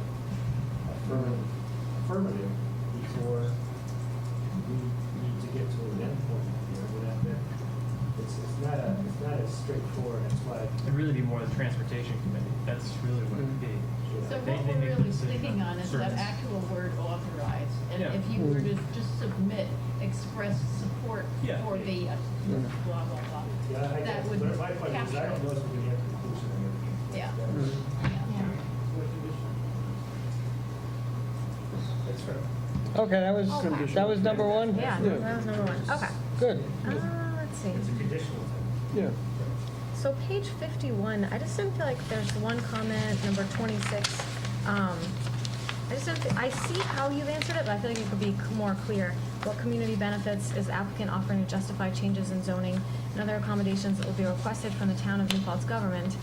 I think the new format that we're talking about where things are answered right below the question will help, but it doesn't seem like that's very clearly spelled out, the community benefits. I kind of lost it, so. Oh, it's page 51. I think it's comment 26. Okay. Just to have that be more clear. Yeah, using the identifier within the response section. Yeah. So the same comment that before, that's basically for a different section. What do you mean, Yep. same comment? No, what we were talking about earlier. about- Oh, yeah.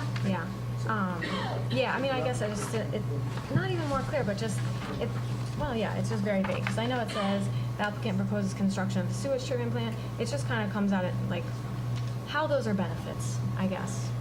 Just to really get in there.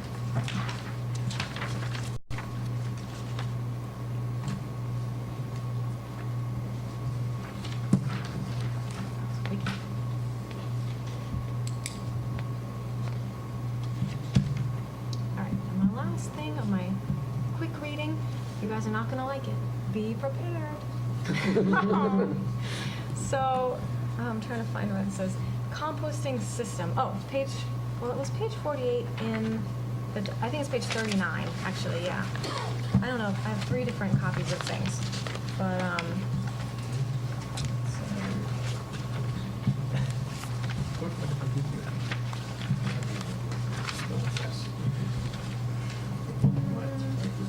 no, I don't think it is page 39. No. Well, it's under, oh, I guess it's in miscellaneous. Where is it? Well, it's about composting. Let's see, traffic, bike storage. Is this about having the ability to do gardening? Yeah, it's near there, yeah. No, I can't see it. I don't know Oh, what it's pages after are, but I traffic. remember somebody asked if they could have community gardens or something like that. Okay, well, basically, I know, okay, what it says here is 2 community garden locations, okay. The project sponsors on-site management will work with and allow the residents to establish compost bins for the gardeners. So I know we had talked about, and several people had brought up as comments, like a composting system, which is different from just having composting bins. I know there's been a lot of talk about this building being super energy efficient and environmentally friendly and a great model for the community. So a lot of buildings like that now, and cities such as all of Portland, have municipal compost pickup. So I wonder if with the garbage and the recycling, assuming there'll be recycling pickup, I think we've talked about that, okay. There could just be a compost bin for kitchen scraps, and then that could just go to a compost pile for the community gardens, which saves tons of trash, tons of money of trash fees, and is good for the environment. So, but is, you know, pretty different from just this statement of residents will be allowed to establish compost bins. It's a little bit more. What page are you on? Okay, let me find it. It is right above miscellaneous. Let's see here.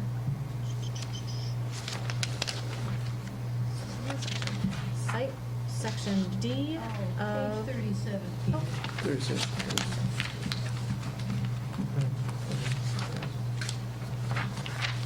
Does New Paltz have composting center? it's a good question. The answer is no. No. They're working on it, though. Yeah, they are. Well, the village is. I don't know about the town. No, the town recycling center is Oh, okay. Cool. working on a Yes, it's compost. on page 57, mine. Yeah, I have all these. But I guess when we're constructing our trash But it- and recycling areas, Yeah. there's plenty of room in there, because at the end of the day, the amount of waste, be it recyclable or composting or just garbage, Yeah. won't change, so there will be room in there if there's a composting pickup from New Paltz. Well, that I'm we could talking- have yeah. bins to be a part of that program. Yeah, so you're saying you could join into an Right, existing program. yeah. That would be great if that existing program existed. But Existing program existed. if, Now we have. that would be wonderful. But what I'm talking about is since there are going to be the community gardens, why not just keep the compost, I don't know, you know a lot about composting, maybe you can speak to this, but keep the compost on site and use it for the community gardens. I'm more concerned with the way too much compost. Yeah, maybe, yeah. Yeah, yeah. I wonder about how, I think the challenge with that type of compost too is if you're using compost for gardens, it has to be without dairy, without yeah. those little without things, meats. yeah. Whereas if we're actually, there's really, Yeah. there's 2 paths to go down regarding compost, and they're both equally important, but Yeah, until we have a requirement that you have to compost, yeah. residents or commercial businesses have to separate. Yeah, I think quite frankly, we're just looking for sort of a voluntary program.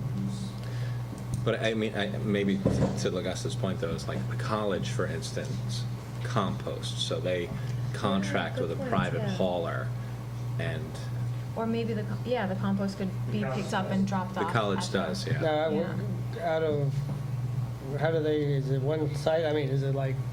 But like I don't- Hasbrook Dining Hall and the Yeah. Student Union Building, they have a private hauler who provides bins, and they put all their compost in Well, there, and there they we take go. it away, and then that compost is brought to the town. Yeah, they're centralized, well, I'm getting centralized food places. And there really isn't any centralized food place here. Right, Well, but you're if not, right, it's really post-consumer compost. You'd have to really create an initiative where the residents are spearheading it. Right now, I think the college's compost goes to the recycle center through that. Okay. It does. Yeah. It used to go to a farm in Dutchess County, and now, and some of it goes to Ulster County, and some of it goes to New Falls. So would that be amenable to you guys, just having a compost pickup and then either bringing it to SUNY or bringing it to the recycling center? You know. I think No, what you're I mean- asking them to do is for them to contract with a private hauler, where they would say, we're going to voluntarily separate our recycling trash and compost. Well, I'm talking about in the units, that when people are throwing out, you know, yeah, there, it would just be part of the, I mean, I think this is just the way that garbage is going. It's not gonna be a single stream, you know, it's gonna be, like, compost I is gonna couldn't be agree much with you more. more, but You know, so why not, let's All be right, how on the about- vanguard I here. don't really Go ahead. see the ultimate fate of compost in the facility as being really that germane to the DEIS and FEIS. That's something that. Well, in terms of it being a more ecologically sensitive building without a lot of waste, you know, and generating less trash. The devil is in the details, though. Compost Exactly. attracts a lot of pests that then you have to deal with, Yeah, depending post-consumer on compost how is really difficult. religiously you're sorting out the stuff and how Well, you keep there- it. Well, man, I'm ahead of my time. All right. In 10 years, You are ahead when of your time, everyone's composting, and this is a hilarious discussion. Well, no, there may be, I mean, maybe room in there to run. Throwing out our kitchen waste with- is just ridiculous, but alas. No, I'm just, no matter why it works at the college because of the dining hall, because of the amount of food at the dining hall. I mean, the high school dining hall could do the same thing because you have all the food concentrated in one location. Yeah. But then you go to the apartment complex. It's two things. It's pre-consumer compost, and then also the difference at Hasbrook Dining Hall, Yeah. they have a guy who clears the trays as opposed to the kids Yeah, making the separating it decisions. themselves. Yeah, right. Post-consumer compost is very difficult.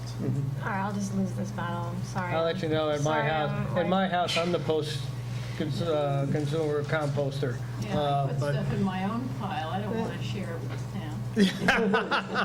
What are you talking about? Oh my gosh. She's amazing. No, actually, it's much harder to compost at a location than having it be picked up municipally, because that does attract rodents, and, you know, it's much easier if you just have a system where it's picked up, goes to a central location, is recycled, you don't waste so much, done. Life doesn't have to be this hard. All right, I'm done. But then they run into DEC rules because that compost site would be enormous. So these are solvable problems. Okay. Lynn? Well, other than the math, I was a little puzzled. See if I can find it now. I'm going back and forth so many times, I've gotten blurry. That's why the process of going on a page by page is helpful in review process of something like this. I couldn't really understand how some of the responses answered on page 50, answered some of the questions that Paul Brown number 26 asked. And so I just thought some of those questions needed a more direct response. If they weren't something that was in the scope, it should say so clearly. If it was something that wasn't in the DEIS for whatever reason, it should say so clearly and explain why it wasn't, or if it should have been. If some of the questions, are not things that are in your purview, they could be clearly answered. But I think a lot of those questions are things that people will want to know the answers to. And I just couldn't figure out how some of the answers actually given in italics dealt with them. So, for instance,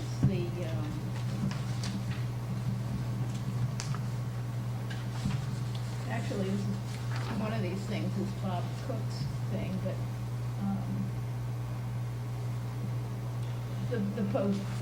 one of the questions that I wondered about was is a potential public benefit an actual public benefit?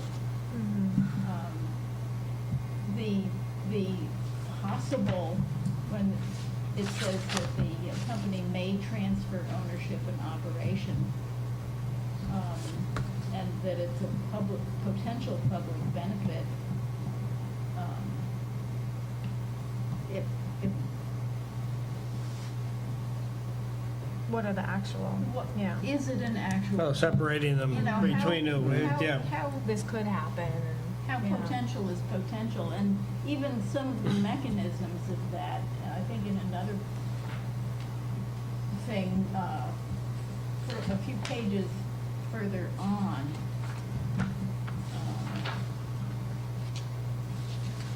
I should have different colors on my. I'm gonna get you a jar of markers. Yeah. Instead of crayons. Crayons.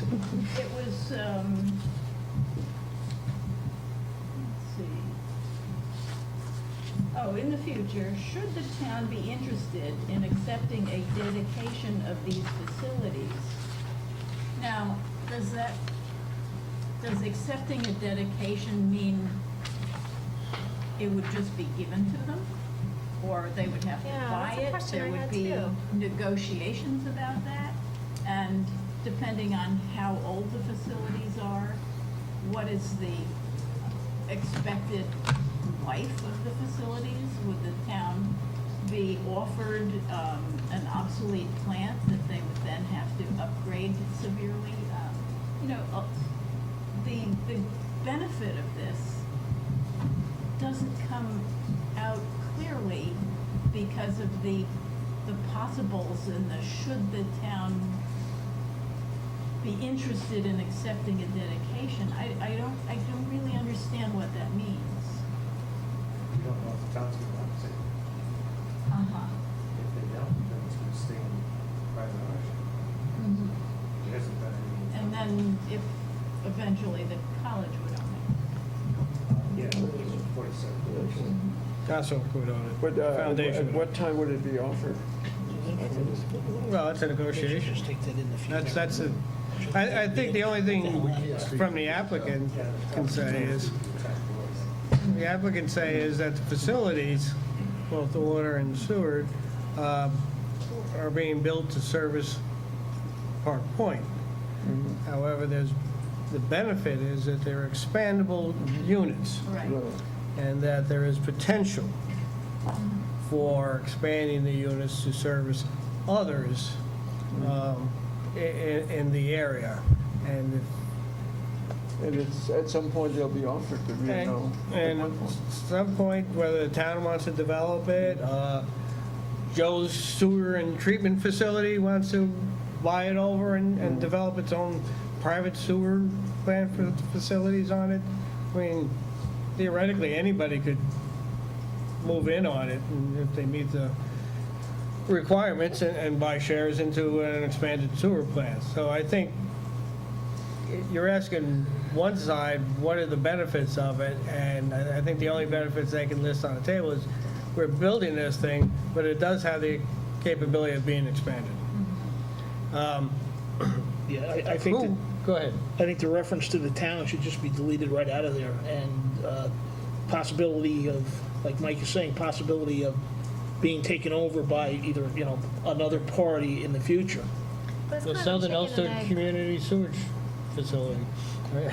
It's kind of a chicken and egg thing again, because then how is that a benefit if it's not taken over? But we can't, obviously, you can't predict the future. I don't know.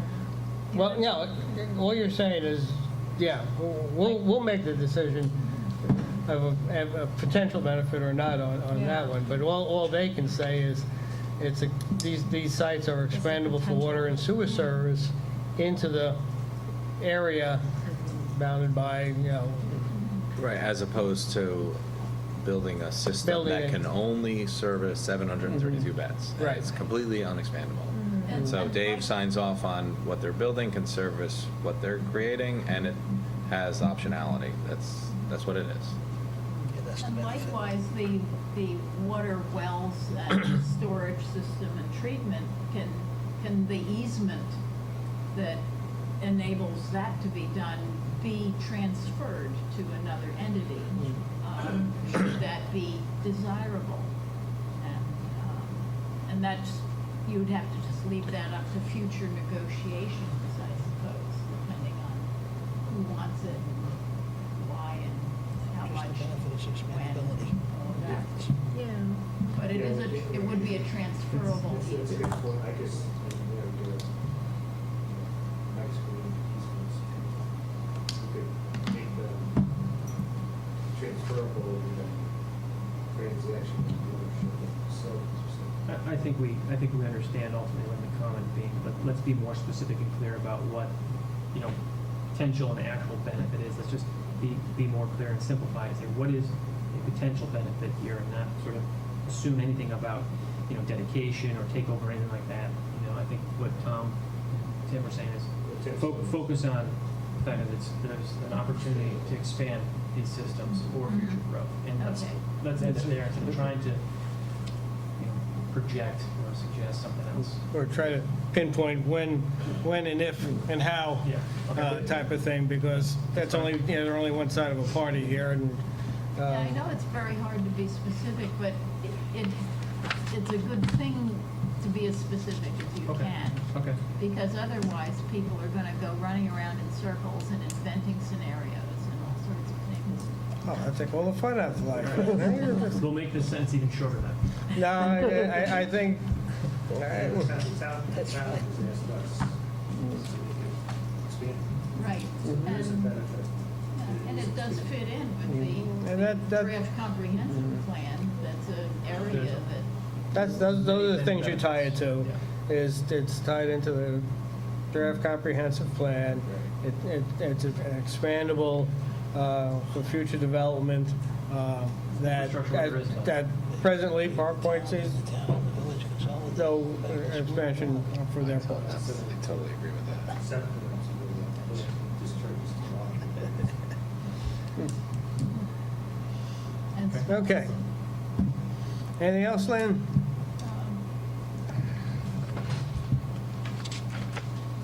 I guess that, What we'll do is, and again, we'll pick it up on the 22nd, is really just go through. There will be sections in here where I'll tell you that they're going to be a complete rewrite.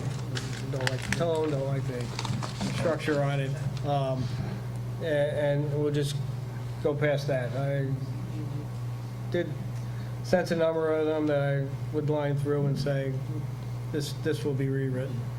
This is not a planning board document. It will reflect the planning board opinion of going forward on it. And we'll,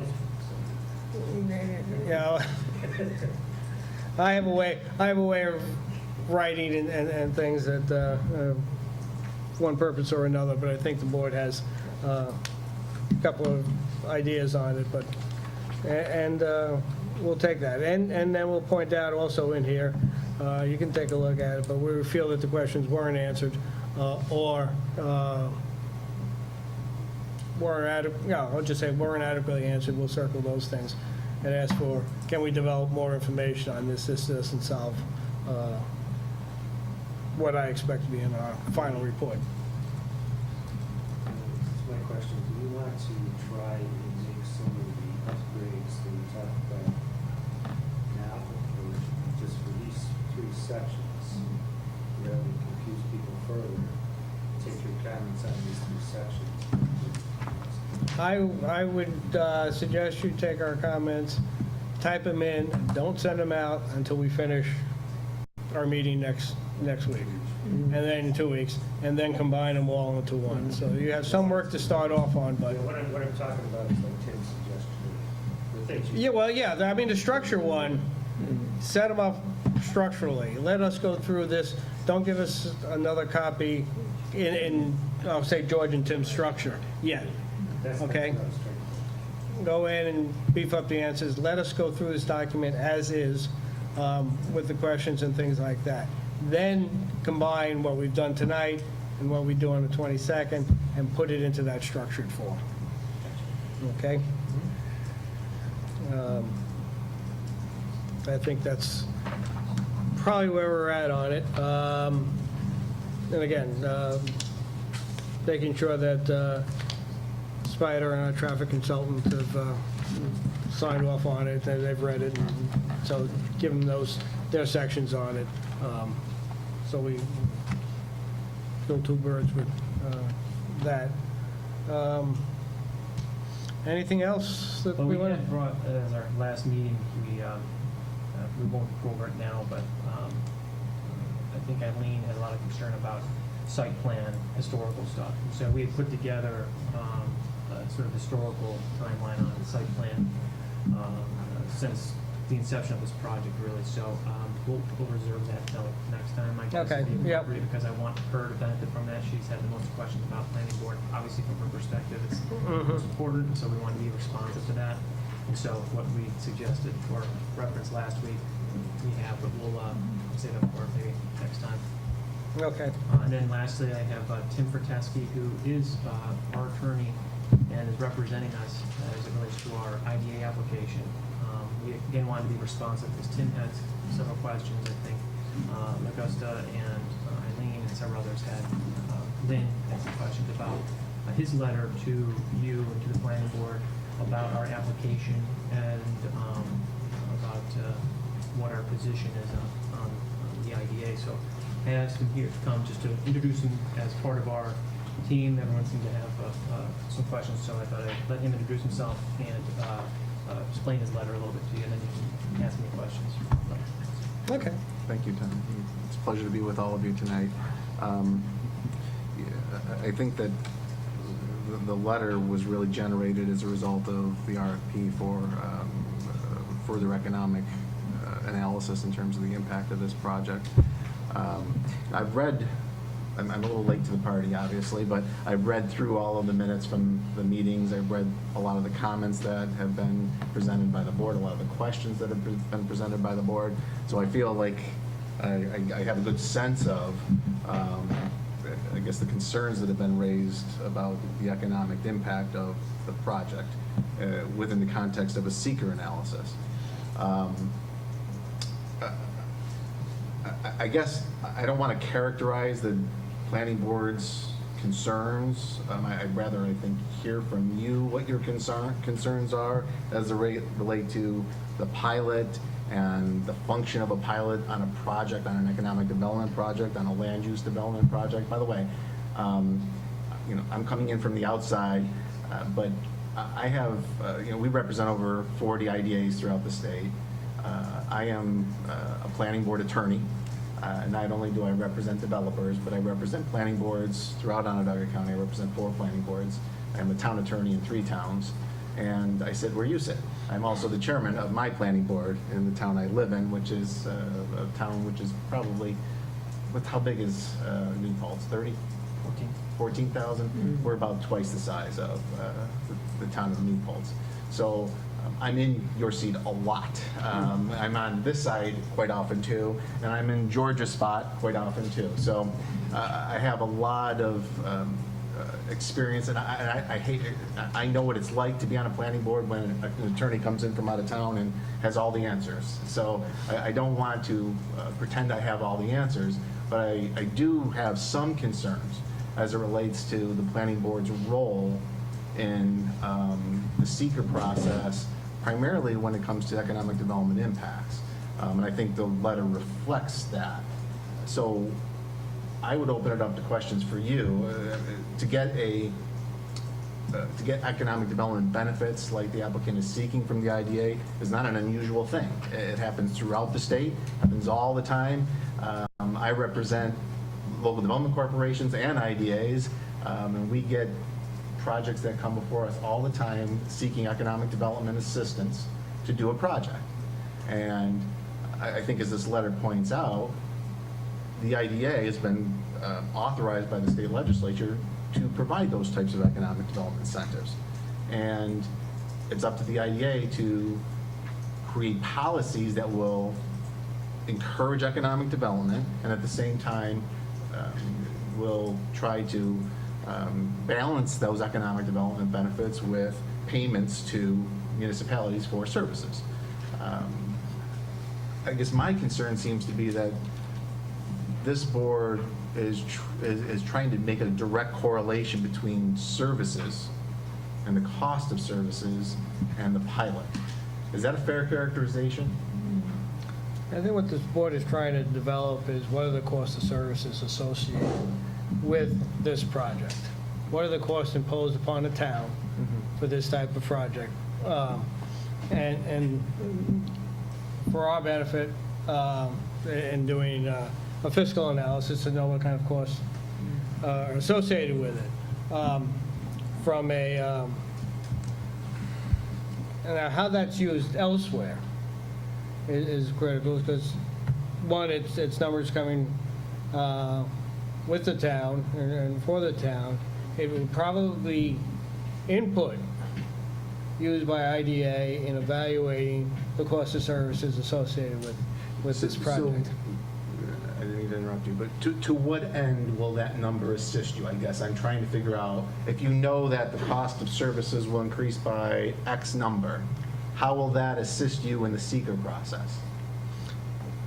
For our purposes, we have to weigh the benefits and the costs. There's what are the benefits of the project to the town? What are the costs to the town?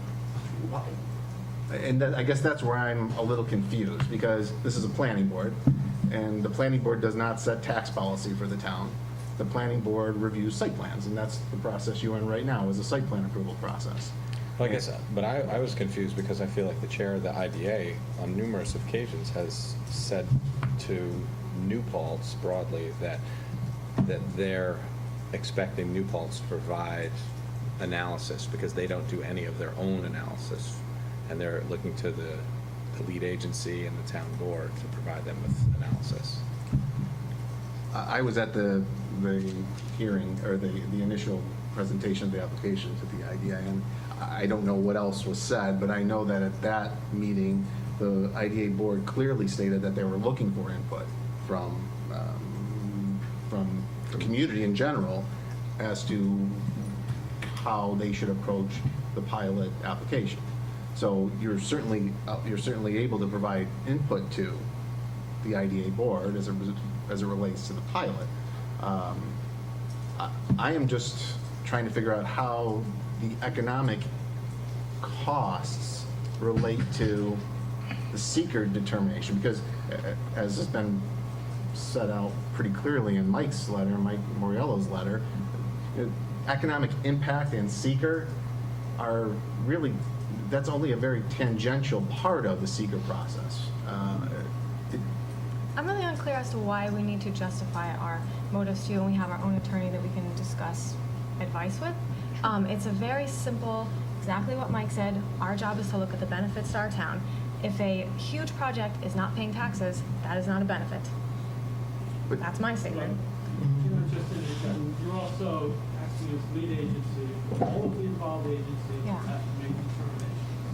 Consider different aspects of public benefit. Definitely. There's many benefits to this project, absolutely, and we want to see it happen. It's a wonderful project.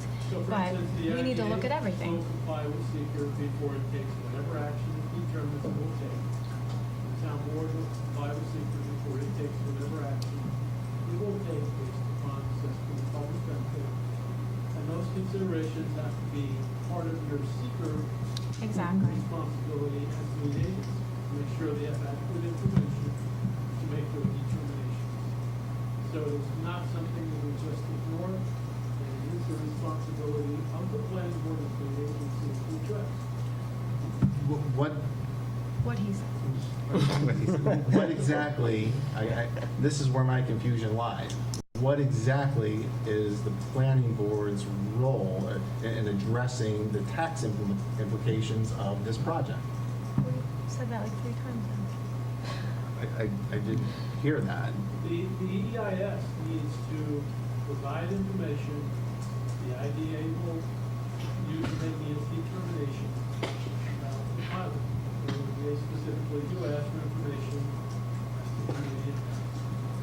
There is, in the approved scope, which the applicant did agree to, there is a section which talks about physical impact analysis.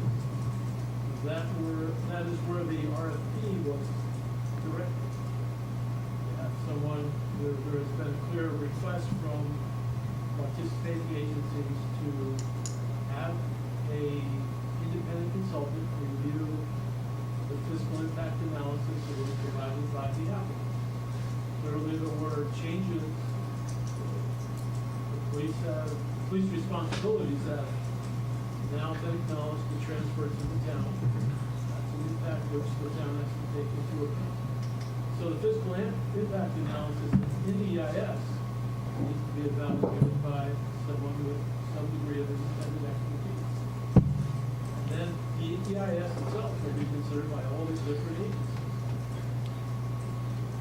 But George, if the impact comes back and shows that it's going to cost the police X amount of money more to provide for this project,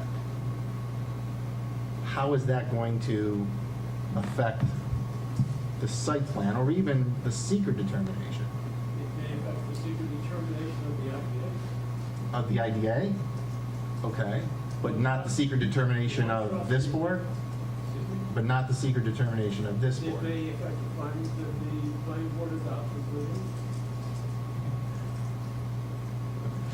But not to the effect that it would change its decision in terms of whether it's going to be accepted as a final environmental impact statement. I guess the point I'm trying to get across, and maybe I'm not doing a very good job of it, is that ultimately it's going to be the IDA board who's going to make the decision on what the taxes are going to be for, and they're not taxes, they're payment in lieu of taxes for this project. It's going to be anywhere between $450 and $750, which is within the category that's set forth under their uniform tax exempt policy. And to the extent that this board provides them with information about that, I guess that's. There's one step in the process, presumably, which is the IDA will decide to issue a pilot. I was just about to say that. Decide the issue of the pilot? Well, I mean, To issue a you're saying pilot. they're going to decide the amount of the pilot. The predicate to that is they have to approve a pilot. And that's somebody where they have standards set forth in the document about what they consider, including community impact.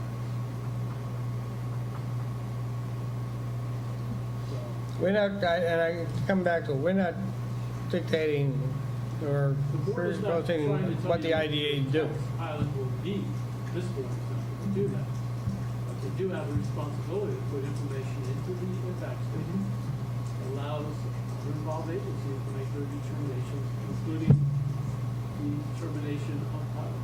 But I just want to say, in my letter that I wrote, I think I made it clear that those economic impacts have to relate to the environment. They can't just be economic impacts, pure. But the economic environment impacts. is the- And the RFP goes far, far beyond, in my opinion, far, far beyond both the scope and what the law permits. Far beyond under secret. I think I, clearly stated the reasons and the case law for that too. And that case law is well established. Time out on this. I just don't want to spend the entire evening with the lawyers arguing their positions. Yeah, well, It's not, and that's not, I apologize if that was the intention. That And wasn't I'm the not intention. going there because whether it is, I think what George summed up is we're doing a fiscal impact. We have to measure the costs and benefits associated with the project as part of the seeker. Correct. And that's what we're doing. And that's as far as we're going right now, that's as far as we're going. What the agencies, the other involved agencies do with the documentation, that's up to them. But I think it's from our point of view is we have to get the numbers, and that's all we're doing right now. From a layman's term, we were presented the fiscal impact study. It was not correct. Now, people that wrote the impact study is questioning what they said was going to be the economic impact of the development. It's not about taxes, it's about what is right, because if it's going to affect the community, it's part of this board's development for years down the road of what happens with your project, and we need to do your project right. Now, the police department was a huge 180-degree turnaround, and I have yet to see anybody come before the board to represent another plan onto it, on what, what the true economic costs are. It's, well, you approved this. Well, yeah, we approved it under one scope of that the SUNY police was going to do the policing. Now it's not the case. So therefore, I think it's your responsibility to come back and give us the correct figures, and we do our own correct figures and come to an equal agreement onto it. Well, the data that was provided originally to Camoy was accurate, was data pulled directly from the town, from and statements from service providers. So we got those directly. Again, we got those from service providers originally. We got town budgets from the town clerk. So, as a result of things changing, we have changed the assumptions. Data is still the same. Assumptions have changed. So yeah, you're absolutely right. But I want to be clear that, we hired a third-party economic analyst to go out there and ask the questions and interview, emergency, fire, police, everybody else. So, the data that was put in, yes, was actually accurate at the time. I mean, it's accurate data is what it is. It's just that the assumption has changed now that SUNY campus police will not be the first, responder to, typical call or, whatever it may be. So those calls shift now from SUNY police to town police. Is really all we're talking. Not that all we're talking about. That's what we're talking about, because we always considered emergency service providers and meaning the rescue squad and fire department, and did interviews with them as well. So and just mention though that not all the calls, all the responses to fall on the police. What you were telling me today. Well, just in general, it's not a. We have an on-site operation of 7-8 people, depending, and which includes security and security cameras and staffing to manage a lot of these issues that are call requests at other properties that aren't necessarily the same, because we have a layer of oversight that manages a lot of that stuff. So, but then it's really here nor there. It's not here nor there. It's the number of call requests that we're trying to get down to a number, as we're trying to get a number of the requests onto the property, and what may be additional impact of residents who are now, buying and using services in the town when they typically weren't here, in the hours between, whatever it was before, let's call it 7 at night to whatever in the morning. Now there's potentially new residents who will go out and eat and drink and be at the coffee shop or whatever else. Those people are now present in the community, and stuff may happen. So we need to take that into consideration. So those are all the things that have changed as a result of this process, and those are things that we are reviewing right now. But what the issue that I'm having personally with it, and I don't know about the rest of the board, is that the same providers that gave you the paperwork is now publicly questioning whether they can live up to what they've promised you. And we have not, as a board, had anybody come before us and explain to us what the true economic cost is from these departments. That's not your responsibility. But I think what we need to do is, I would like to see is that each department head that's involved come to the planning board and explain what the true cost of your project is going to be to the community. On that note, and I did tell you at the last meeting that I would reach out to the police commission and try to get a handle on it. He did respond through Susan that they were still working on the numbers. That was last week. Susan asked me to set up a meeting, actually, Kelly, to set up a meeting with her and the police chief, the fire chief, and the chief of emergency services to sit down and do that, or see where that stuff is, so I can report back. Oh, you can't. Well, I don't know. We haven't set it up yet, and I don't know what's there yet. So, to that extent, It may be a discussion, there may be no numbers. I don't want to presuppose what that's going to be, but I will meet with them. And hopefully we can have that meeting in next couple of weeks, and we'll find out. I'll find out what I find out. Don't know. And I just want to, first of all, I want to address what Tom said, because I think what I heard him say was that it's not about the taxes, which I appreciate, because it shouldn't be about the taxes. That's not, that was the whole point of my conversation. If it's about costs and identifying costs, so that the IDA can then use that to make a determination as to how they're going to approach the pilot schedule, I certainly understand, and I think that's in the purview of the board. The impression I was getting, and maybe it was a wrong impression by reading through the minutes and reading through the comments and reading through some of the stories, that it was, if a pilot is granted and then the costs associated with that pilot don't cover the costs, then we can't, then the project won't get, the FEIS won't be accepted. And I guess that is not what is the case. Yeah, let's not go chicken and egg on it. It's, we here, as the lead agency, are going to try to determine the costs imposed on the town for the services for this project.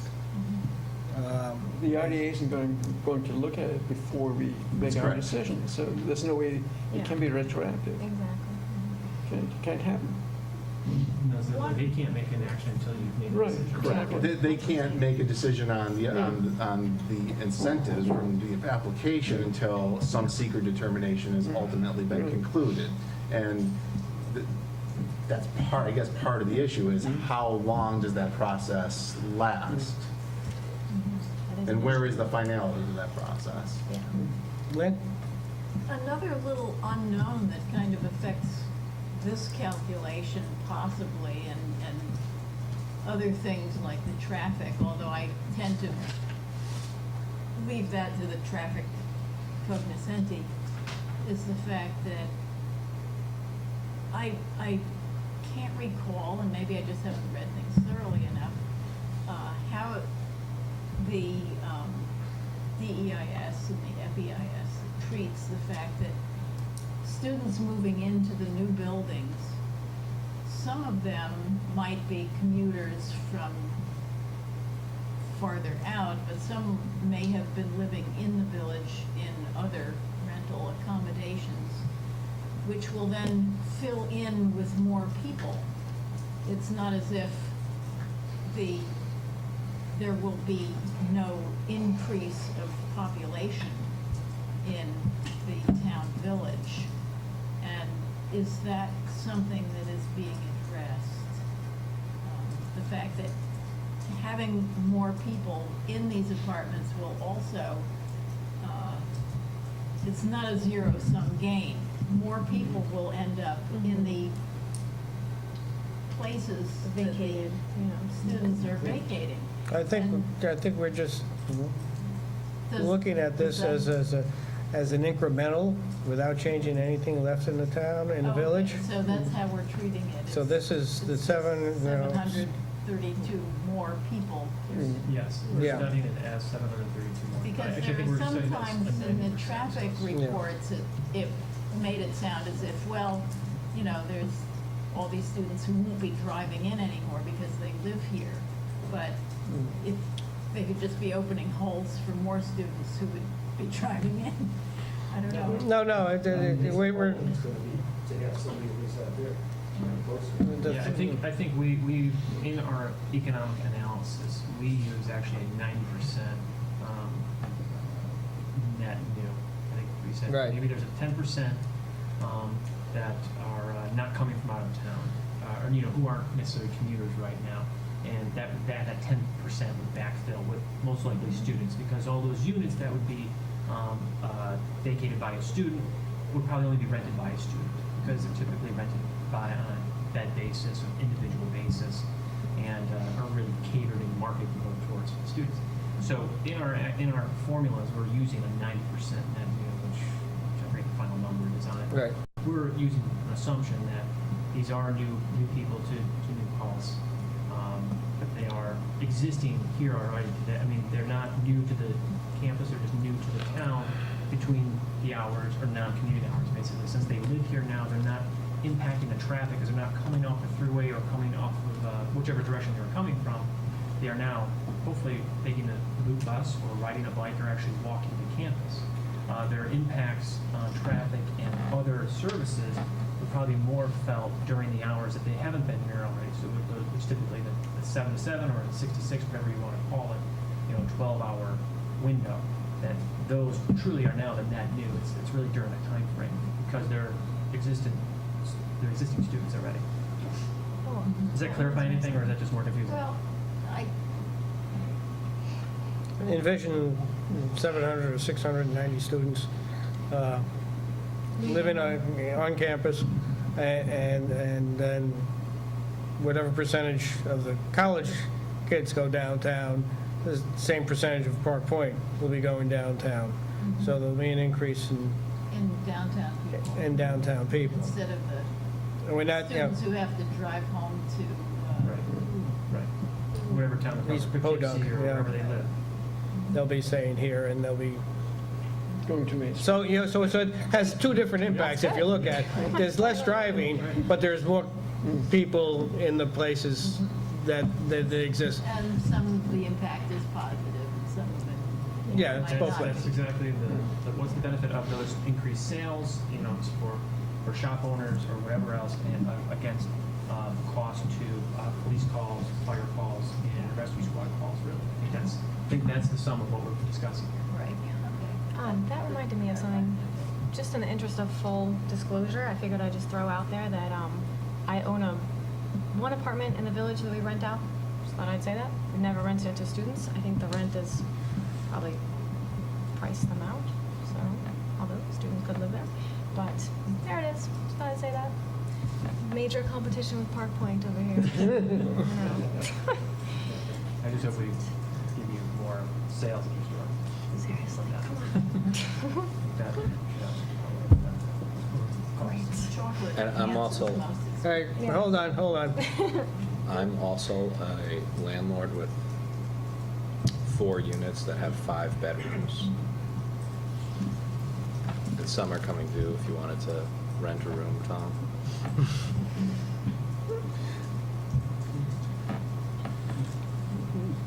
But I personally don't own any apartments. I know people, and I have friends associates who do own apartments and rooms that they rent to students, but I don't think it'll influence me in my decision. Okay. Thank you all. I think, Mr. Chairman, does anybody have any questions? Because that's the reason I was here today, is because they asked me to come because there were questions about the letter, but there aren't any questions. well, and again, Were you implying that if we went forward, or was Mike implying that if we went forward to hire a consultant, that you would refuse to pay for it, or you would? Well, I think in the letter, we made it clear that that RFP is not an RFP that we can support.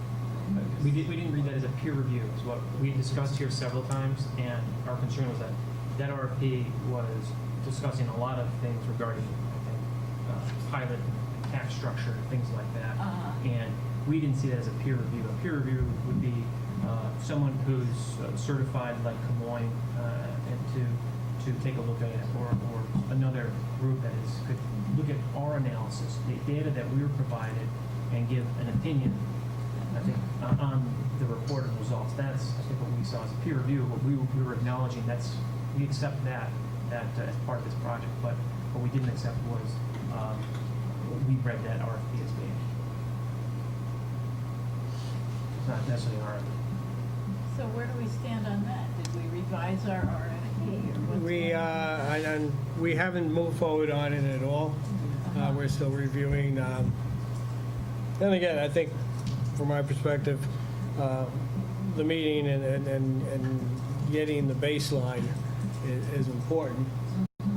I don't feel like paying a consultant to get the baseline data if it's already exists and we have it It's my understanding in-house. this data exists somewhere, and it's been mentioned for 8-9 months here since, I don't want to know, I don't want to go back to the notes and remember when it was stated, but all this supposedly exists somewhere, and it's never been submitted to us ever. I've requested probably at every other board meeting here. Never received anything from anyone in the town, from any of the consultants or service providers, except for the original request that we did and interviews that we did with those service providers, those chiefs or whomever. So that is the data we went with, and so until somebody submits something, we have to go with what those experts provided us. And I've heard that there's data somewhere, but again, it's never requested, it's never been received, so we're And we're proceeding to try to trying to collect find our it own too.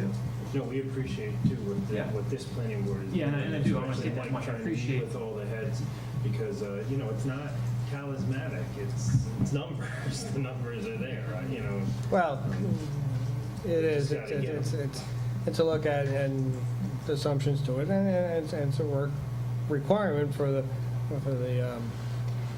Well, didn't- people to do some forward thinking on it and doing some analysis. Well, go ahead. Well, I know there was an email sent around from Susan where it seemed to me that she seemed to think that everyone had the numbers. Very confused about this whole situation. Looking at it right now. I personally sat with Chief Snyder to calculate police costs. I don't understand this numbers talk. What, I mean, I don't know. Is that all it says? No, it's a whole lot. With respect to the police cost, I think there's been some confusion that. That she sat with him a while ago, but then, With the police commission for some additional. We've been here for a while. Not much has changed. yeah. Although there may be 8 numbers, there's a lot of different people who have opinions about it. Yeah, okay. Opinions aren't data, opinions aren't data. No, it's the assumptions that drive the numbers. Never argue with the resulting number, always argue with assumptions are driving it as a point of course.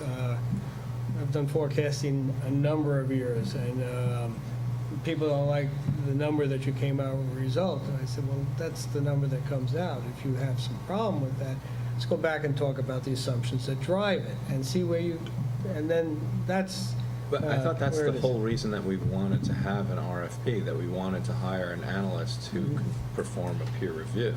No, how about Well, we get the information first to our consultant, who we've hired to do that But it process kind of first.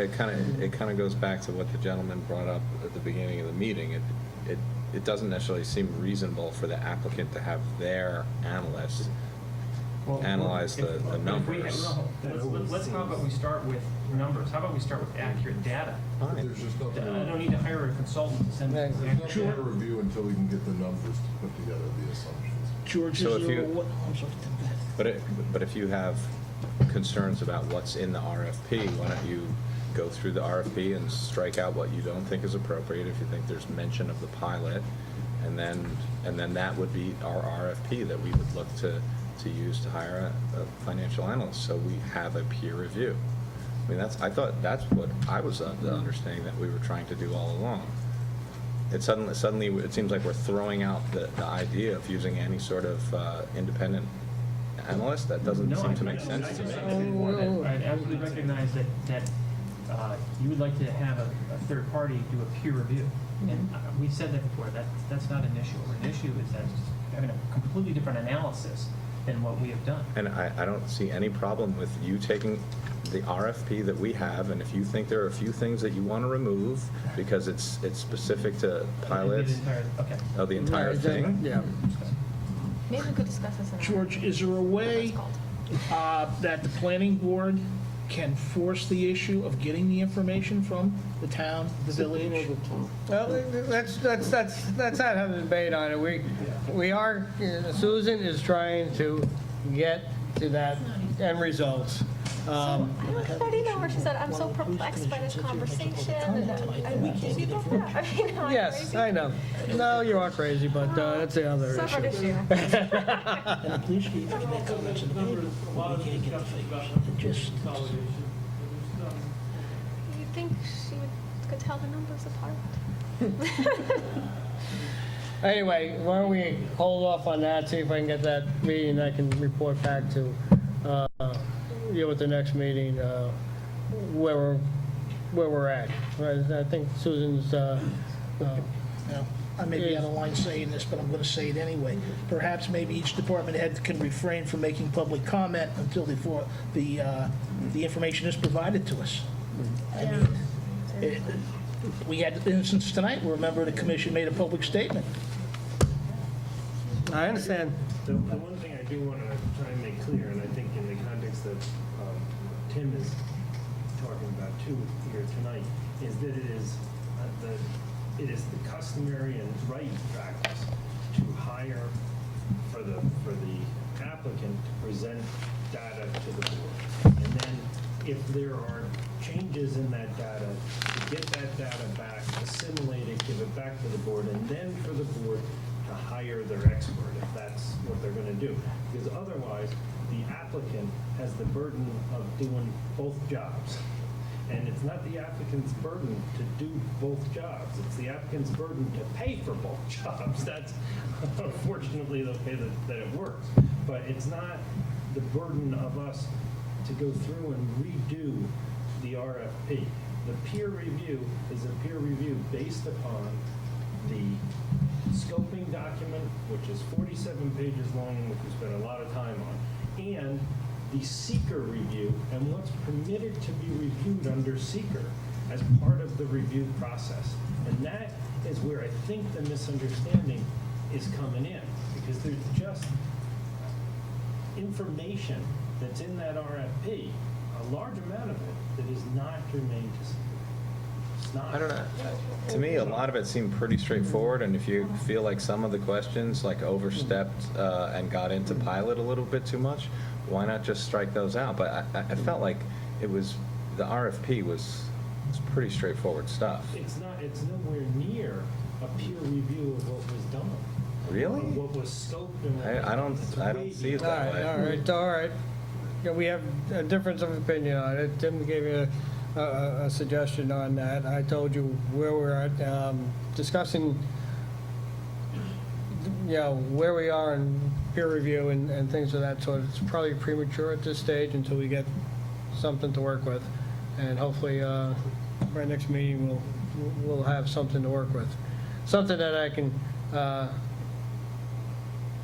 use, give to the applicant, let his consultant go off and work with the numbers, and then we can turn around and have a peer review of what the consultant comes back with. That's great. That's great. That's all we've been asking for 9 months, 8 months. And it's not this board. And it's not this board that we're mad. Let's not, okay, let's end the term. You got any more sections going to come? Yeah, if you want them, I guess. If we want them. I do want I never, did you email even PDFs of the revised site plan maps with the changes that you have? I think those are on the site. There's a link to a site that has all. There's a link. Yeah, in the original email, I'm sorry, there was some problems with the town's website server this year, or this week. Okay, it was your email of what? And I'll go back. It was an email from DME, from Mike Simon, and then eventually forwarded to Dave Clauser on Thursday, and he sent it out to the planning board. So it's an email from Dave Clauser, and at the bottom of that is a link to an FTP site. Okay, so follow the link. Follow the link, and in there you'll have this section right here, these 3 sections, this exact draft, and then all the appendices and exhibits that relate to these comments. And so there's probably about 15 different files in that folder. I missed that somehow. Because I kept wanting to look at the new maps. Okay. I would like to get, if we can. Not a certain number of hard copies, too. No, I just, if there's another 44-page grouping, not in the format that, I don't want you to change the format. If you got that ready, send that out ASAP.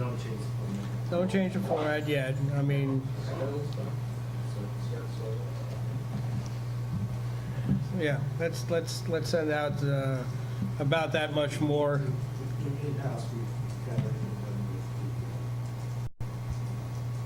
Community service, Yeah. which is literally, for the most other sections that had comments, I think we've got pretty much wrapped up. I think we just have probably one more internal review, maybe a week or so. All right, well, I'd like to get something early next week, so I have Early some next week? Okay. adequate time to read, well, early next week? No, later this week. Today's Monday. I want it later this week so I can review it over the next week and be able to make comment. What I would then suggest is whatever you have left, you change into the format that we were talking about. Okay? Yeah, I got it.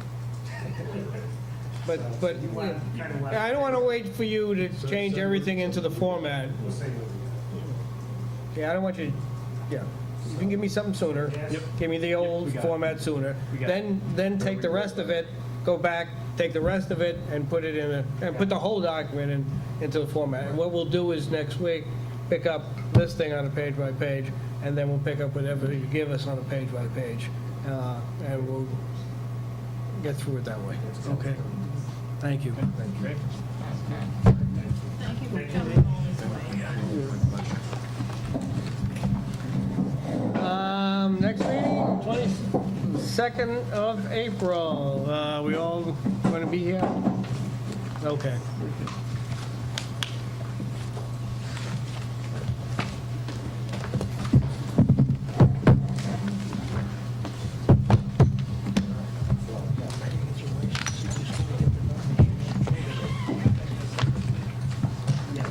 Motion to adjourn. Everybody's in favor. Yeah, that's. I am going to get Robert Rule. I would absolutely love to see that be their initiative, because I think it would legitimize the stuff that I'm interested in. I feel like